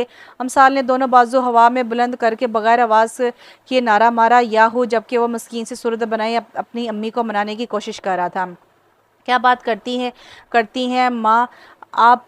क्या बात करती हैं माँ? आपने ही मेरी सलाहियतों की तारीफ़ नहीं करनी तो दूसरे लोग क्या मेरी कदर करेंगे? मेरे ऑफिस में मुझसे ज़्यादा ज़िम्मेदार कोई नहीं है, और आप हर दफ़ा ला पा के मेरे हत्थे पकड़ा देती हैं। दुश्मन आपकी बात से बहुत खुश हो रहे हैं। इसका इशारा अमसाल की जानिब था। 2-4 तसल्ली के बोल बोलने और 3-4 वादे करने के बाद माथे से अनदेखा पसीना साफ करते हुए बोला, आज आपके छोटे बेटे का इंटरव्यू था, कैसा लगा? कैसा गया? अल्लाह जाने कैसा गया है। वो तो ऐसे थका हुआ आया था जैसे इंटरव्यू देकर ना आया हो, बल्कि किसी मैराथन में दौड़कर दौड़कर आया है। आते साथ सो गया, फिर उठकर शाम से बाहर निकला हुआ है, अभी तक वापसी नहीं हुई। समरा की कॉल आई थी, कह रही थी कि अम्मी को बता देना कि कल मरी से वापस आ रही हूँ, या से मेरी सास को फ़ोन कर दें कि समरा को 2 माह के लिए मेके भेज दें। ये लड़की बस मेरी ना कटवाएगी। 2 हफ्ते मरी रहकर भी इसका दिल नहीं भरा है। सास इसकी बेचारी बीमार औरत है, घर में लाख नौकर सही, पर इसकी ज़रूरत से तो इनकार नहीं किया जा सकता। तुमने कह देना था आराम से अपने घर बैठो, जब खैर से मेरी फलक शेर का भाई या बहन आ जाए तो देखने आ जाना। ये नेक काम आप खुद ही कीजिएगा। मैं तो कहता हूँ बेचारी के पास ये जो 4 दिन आज़ादी के हैं, इसको घूमने फिरने दें। जब अब्दुल्ला की स्कूलिंग स्टार्ट होगी फिर कहाँ ऐसे आया जाया करेगी। अब साम तुम अपने बहन भाइयों की सफाई देने में हमेशा से माहिर हो। मैं कौन सी इसकी दुश्मन हूँ, पर इंसान को थोड़ा सोच समझ कर काम लेना चाहिए। सास की तबीयत बेहतर हो तो जितने दिन मर्जी चाहे हमारी तरफ रह ले, कौन रोक रहा है। अच्छा, अब तुम इसका ख्याल रखना, मैं फ़ोन बंद कर रही हूँ। अपनी बहन को भी बता दीजिएगा, ये ना हो कि 2 मिनट बाद इनकी आधे घंटे की कॉल आ जाए। मेरा डिनर दरमियान में ही पिघल रहा है। वो बहुत गुस्से में है, कॉल नहीं करेंगी, सीधी छितरौल करने का इरादा रखती हैं। खुदा हाफिज़। माँ का जवाब में अल्लाह अल्लाह हाफिज़ बोलकर फ़ोन सोफ़े पर रखते हुए बोला, इन लोगों के लिए मैंने अपनी इस्लामाबाद वाली जॉब छोड़ दी, अपना ज़ाती घर किराए पर देकर मुस्तकिल इनके साथ रह रहा हूँ, फिर भी ये लोग राज़ी नहीं होते। अमसाल इस दौरान लड़की का शुक्रिया अदा करके उसे वहाँ से भेज चुकी थी। किन लोगों की बात कर रहे हो? या यही मेरे और तुम्हारे घर वाले? और कौन? शर्म करो, क्या बोल रहे हो? मैं क्यों शर्म करूं? मैंने शादी शर्म करने के लिए नहीं की थी, तो कौन तुम्हें कह रहा है नकाब पहनकर घूमो? एक तो मुफ्त में सब घर वाले तुम्हारे बेटे के नखरे देखते हैं, इतना प्यार देते हैं, इससे इनका शुक्रिया अदा करने की बजाय उल्टा साहब जी ने शिकवे पाले हुए हैं। मैं किस बात का शुक्रिया अदा करूं? अपने पोते भतीजे भांजे नवासे को प्यार देते हैं, कोई एहसान नहीं करते। शुक्रिया तो उनको मेरा अदा करना चाहिए जो अपनी बीवी और बेटे को इन सब से मिलने देता हूँ, वरना मैं तो तुम दोनों को सबसे छुपा कर रखूँ यहाँ, सिर्फ मैं ही तुम दोनों को देख सकूं और मैं ही प्यार कर सकूं, किसी और के बाप की इजाज़त अजारादारी ना चले। अमसाल का चेहरा हंसी रोकने के चक्कर में सुर्ख टमाटर हो रहा था। बड़ी मुश्किल से बोली, तौबा तौबा, तुम तो इंतहाई शिद्दत पसंद इंसान हो, शुक्र है दहशतगर्द नहीं हो। हंस लो और जो वो तुम 10 दफ़ा मेरे माँ बाप को ये पूछने जाती हो ना कि किसी चीज़ की ज़रूरत तो नहीं, वो कोई बच्चे नहीं है, अगर उनको कुछ चाहिए होगा खुद ही जाकर ले लेंगे। वो तो मैं तुमसे भी पूछती हूँ, क्या तुम्हें भी पूछना छोड़ दूँ? मैं गैरों की बात कर रहा हूँ, अपनी नहीं। अमसाल हंसती चली गई, जानती जो थी सब ड्रामा कर रहा है अपने माँ बाप की इज्जत में। खुद अब सामने भी कभी हुर्फ नहीं आने दिया था, मगर अमसाल को तंग करने का वक्तन ऐसे शुगर लगाता रहता था। अमसाल इशा की नमाज़ पढ़कर फ़ारिग हुई तो अब सामने मूवी लगा दी। आज प्लीज़ फ़िल्म देखने के दौरान अपनी कमेंट्री बंद रखना, नहीं तो मैं फ़िल्म बंद कर दूँगा। अच्छा एवी, ना रोब झाड़ा करो। अगर तुम्हें मूवी देखने के दौरान बोलना इतना ही बुरा लगता हो तो तुम ज़िद करके हर मूवी मेरे साथ बैठकर ना देखो। तुम काफ़ी समझदार होती जा रही हो। जनाब, मैं पैदा ही समझदार हुई थी। नहीं खैर, अब इतनी भी अन्नी ना डालो। मूवी है किसकी? बेन फ्लिक की क्रिमिनल। Hi my favourite. इसकी स्माइल में इतनी मासूमियत है, बिल्कुल बच्चों जैसी। तुम मेरे सामने अपने फेवरेट हीरोज़ की तारीफ़ करने से परहेज़ किया करो। वो हंसते हुए बोली, क्या तुम जेलस होते हो भी सकता हूँ। तुम भी तो जेनिफर की तारीफ़ करते हो, मैंने तो कभी बुरा नहीं मनाया। मूवी में बेन की मरने पर अम- अमसाल ने ना सिर्फ आंसू बहाए बल्कि कोसने भी दिए। क्या था जो ये कि उनकी जगह बैन को और बैन की जगह कि उनको ले लेते। इससे क्या होना था? बैन मूवी के एंड तक नज़र तो आता, क्यों भी क्लास का एक्टर है तो, पर बैन तो बैन है ना। पर overall movie was great, thank you. You are welcome. उठकर कहाँ जा रही हो? मैं मज़ीद नहीं बैठ सकती। मैं मज़ीद नहीं बैठ सकती और ठंड भी लग रही है। चलो मैं तुम्हें बेडरूम में दिखा देता हूँ, आराम कर लो। अब साम उसे कमरे में छोड़कर वापस बाहर आ गया। मुलाजिम के साथ मिलकर टीवी स्टैंड खींचकर अंदर किया और दूसरा काम मुलाजिम ने खुद ही कर लिया। जब तक वो सारे दरवाजे बंद करके अंदर आया, अमसाल जी गहरी नींद में जा चुकी थी। अब सामने कपड़े बदले, एयर कंडीशन को कूलिंग थोड़ी कम की और अमसाल के ऊपर कंबल बराबर करके खुद भी लेट गया। नींद की वादी में उतरते ज़्यादा देर नहीं लगी थी। वो ये समझ रही थी कि कोई ख्वाब देख रही है जिसमें इसका जिसम इंतहाई शदीद दर्द से गुजर रहा है, मगर अचानक आँख खुलने पर एहसास हुआ वो ख्वाब नहीं हकीकत थी। पहले तो अजनबी देखकर अजनबी जगह देखकर घबराई, मगर नीम अंधेरे में बेड पर मौजूद अबसाम को देखकर सुकून हुआ। सुनो, मुझे दर्द हो रही है, उठ जाओ, इसने कहा तो मगर अबसाम की नींद में खलल नहीं आया। इस दफ़ा इसने हाथ बढ़ाकर अबसाम का शाना ज़ोर से हिलाया। घर जाना है, उठो। अब कि वो फ़ौरन उठ बैठा। You okay? नहीं, प्लीज़ अम्मी या खाला को फ़ोन करो। अमसाल की पूनम आवाज़ पर वो टूटे हुए स्प्रिंग की तरह बेड से निकला था। पहले लाइट ऑन की, फिर इसके पास आया। क्या बहुत तेज़ दर्द है? इस दफ़ा उसने बस इस बात में सर हिलाने पर इत्तफाक किया। अब साम अपना मोबाइल लेकर कमरे से निकल गया। सबसे पहले डॉक्टर फरहत को कॉल की, जो उन्होंने बड़ी लेट उठाई। बाद में पता चला वो अभी हॉस्पिटल से आकर सोई हुई थी। जब अब साम की कॉल आ गई, पर उन्होंने अभी आई कहकर फ़ोन रखा। अब साम ने डरते डरते अम्मी का नंबर मिलाया, जो दूसरी बेल पर ही उठा लिया गया था। हेलो अम्मी, मैं बोल रहा हूँ, आप ज़रा वासिफ़ के साथ इधर आ जाएं। मैं वासिफ़ के फ़ोन पर एड्रेस टेक्स्ट कर देता हूँ। देखा, वही हुआ ना? जल्दी से इसको हॉस्पिटल ले जाओ, डॉक्टर आ रही हैं। चेकअप करके अगर बोलेंगी तो हॉस्पिटल ही लेकर जाऊँगा, आप तो आएँ। हाँ, अब और कुछ नहीं तो माँ पर रौब डालो। आधे घंटे बाद दादी नानी दोनों आ चुकी थीं। डॉक्टर ने भरपूर तसल्ली देकर हॉस्पिटल ले जाने की ज़रूरत नहीं है, मगर इन दोनों बहनों को ही बेयकीनी थी। डॉक्टर अंदर अपनी नर्स के हमरा अमसाल के साथ मसरूफ़ थी और बाहर ये दोनों बहनें अब शाम को घेरे बैठी थी। मुझे तो इस डॉक्टर की समझ नहीं आ रही, हमें तसल्लियाँ दे रही है, हालांकि ना इधर ऑक्सीजन का इंतज़ाम है, ना किसी किस्म की कोई मशीनरी। अब शाम खुद परेशान था। अंदर से आती अमसाल की दबी दबी चीखें दिल ची रही थी। आप दोनों ने चुप करना है या मुझे हार्ट अटैक करवाएंगी? ये बताया तो है। डॉक्टर कहती हैं कि लेबर आखिरी लम्हात में है, इतना वक्त नहीं है जो इससे कहीं और ले जाया जा सके। तो तुम इसको पहले ही क्यों ना ले गई? ये नौबत ही क्यों आने दी? जब जब उसने मुझे बताया, उसी वक्त मैंने डॉक्टर को कॉल कर दी थी। उसने सफाई दी थी के साथ ही उसकी अम्मी बोली, हाय मेरे अल्लाह, ना जाने कितनी देर से मेरी बच्ची दर्द से तड़प रही होगी और तुम उसके पास पड़े सो रहे होगे। अभी मज़ीद कुछ कहती पर डॉक्टर के बुलाने पर दोनों अंदर चली गई और वो दिल ही दिल में अल्लाह के आगे हाथ जोड़कर खड़ा हो गया। अंदर मौजूद तख्लीक की आखिरी सख्तियों से गुजरती औरत, आपकी अता करदा नेमतों में से मेरे दिल के बहुत करीब है। आपको आपके महबूब का वास्ता है, उस पर अपनी रहमत करें, उसकी तकलीफ़ में कमी करें, उसको अपनी अमान में रखें। मैंने इसको अपनी पनाह में दिया है। आपकी पनाह से बढ़कर मेरे पास कोई किला नहीं है जहां मैं इसको महफूज रख सकूं। वो नंगे पाँव बैरूनी दरवाजे की सीढ़ियों पर आंखें मूंदे बैठा था। जब अंदर से नौमौलूद बच्चे की रोने की आवाज़ आई, पहले उसने बेयकीनी से आंखें खोली, फिर गर्दन मोड़कर अंदर की जानिब देखा। वहां से आती खवातीन की हंसी की आवाज़ सुनकर मुस्कुरा दिया। दरवाजे से बाहर आते आसमान की जानिब निगाह करते हंसते हुए बोला, थैंक यू सो, तुसी ग्रेट हो। अभी दिन भी नहीं निकला था जब दोनों के घर से वालिद भी आ गए। सुबह तक समरा भी बच्चों के साथ पहुंच गई। वो 2 बेडरूम का हरियाली में घर, लग्जरी कॉटेज। अब सामने ये सोचकर पूरे हफ्ते के लिए बुक करवाया था कि छुट्टियां यहाँ गुजारेगा। सबको इतना भाया कि कोई भी वहाँ से निकलने को तैयार ना हुआ। सारी सूरत हाल में अमसाल को अपने शोहर की शक्ल पर 12 बजे देख देकर हंसी आती, जो अब जवाब में इसको मसनूई घुरियों से नवाजता। वो इस पर गुस्सा करना भी चाहता तो नहीं कर सकता था। आज वो 1 हफ्ते की छुट्टी गुजारकर वापस ऑफिस गया हुआ था, जहाँ से शाम ढले ही वापसी हुई। सिवाय उसके अब्बू, दादा और एजाज मामू के बाकी सारे फैमिली सिटिंग रूम के कारपेट पर दस्तरखान बिछाए डिनर करने में मसरूफ़ थे।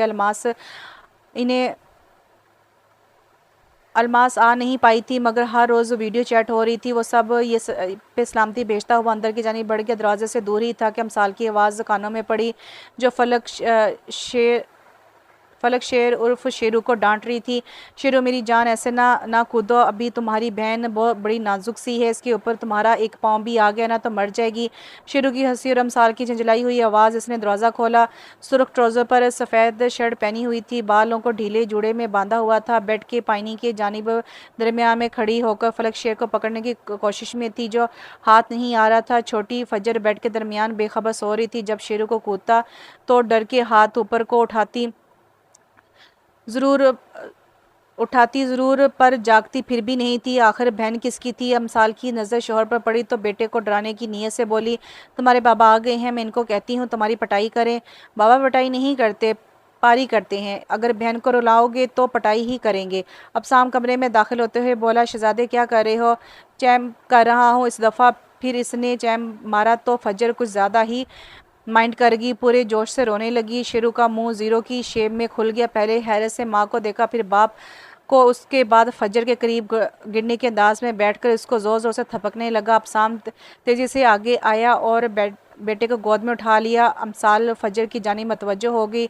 हथौड़े की तरह ज़रब मारते हो, यार अभी अपना लाड प्यार दिखाने से परहेज़ किया करो। जवाब में शेरो मुँह बसूरते हुए बोला, बेबी गंदी है, क्यों रोती है? तुम ऐसा बर्ताव करोगे तो उस बेचारी ने रोना ही है। अब्साम इसको गोद में लिए ही बेड पर नींदराज हो गया। शेरो इसके पेट पर बैठा इसकी जैकेट में लगा पेन उतारने की चक्कर में था। मैंने बिल्ली लेनी है, हाँ, ताकि तुम 2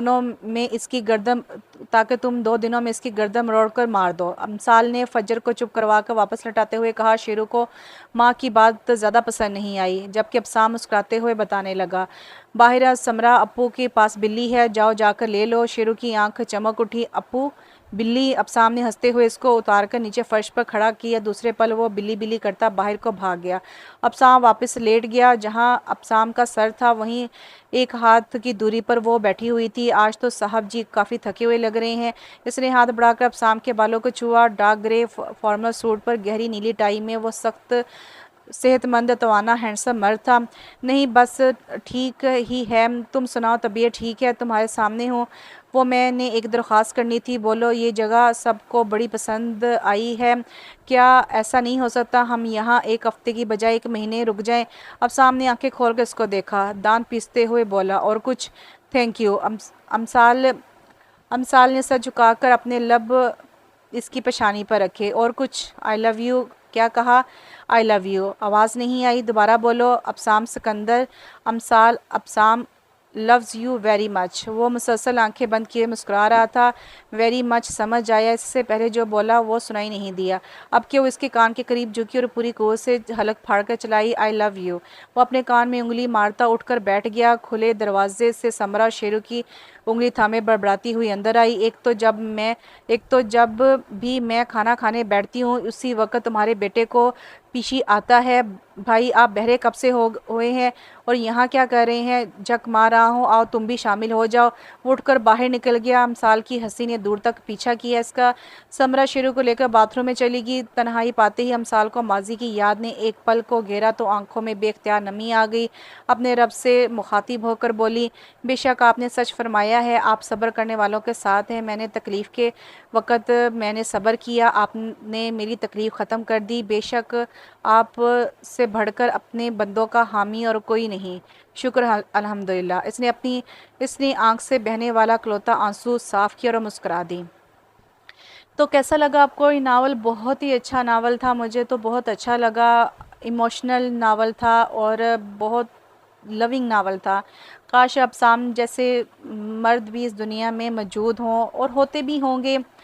बहुत करने वाले, बहुत केयर करने वाले होते भी होंगे, लेकिन एक परफेक्ट लाइफ पार्टनर मिलना किस्मत वालों की बात होती है।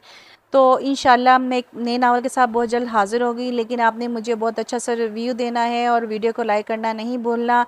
इंशाल्लाह मैं बहुत जल्द हाज़िर होंगी नए नावल के साथ। अपना ढेर सारा ख्याल रखिएगा और अपने वालिदैन का ढेर सारा ख्याल रखिएगा। अल्लाह हाफ़िज़।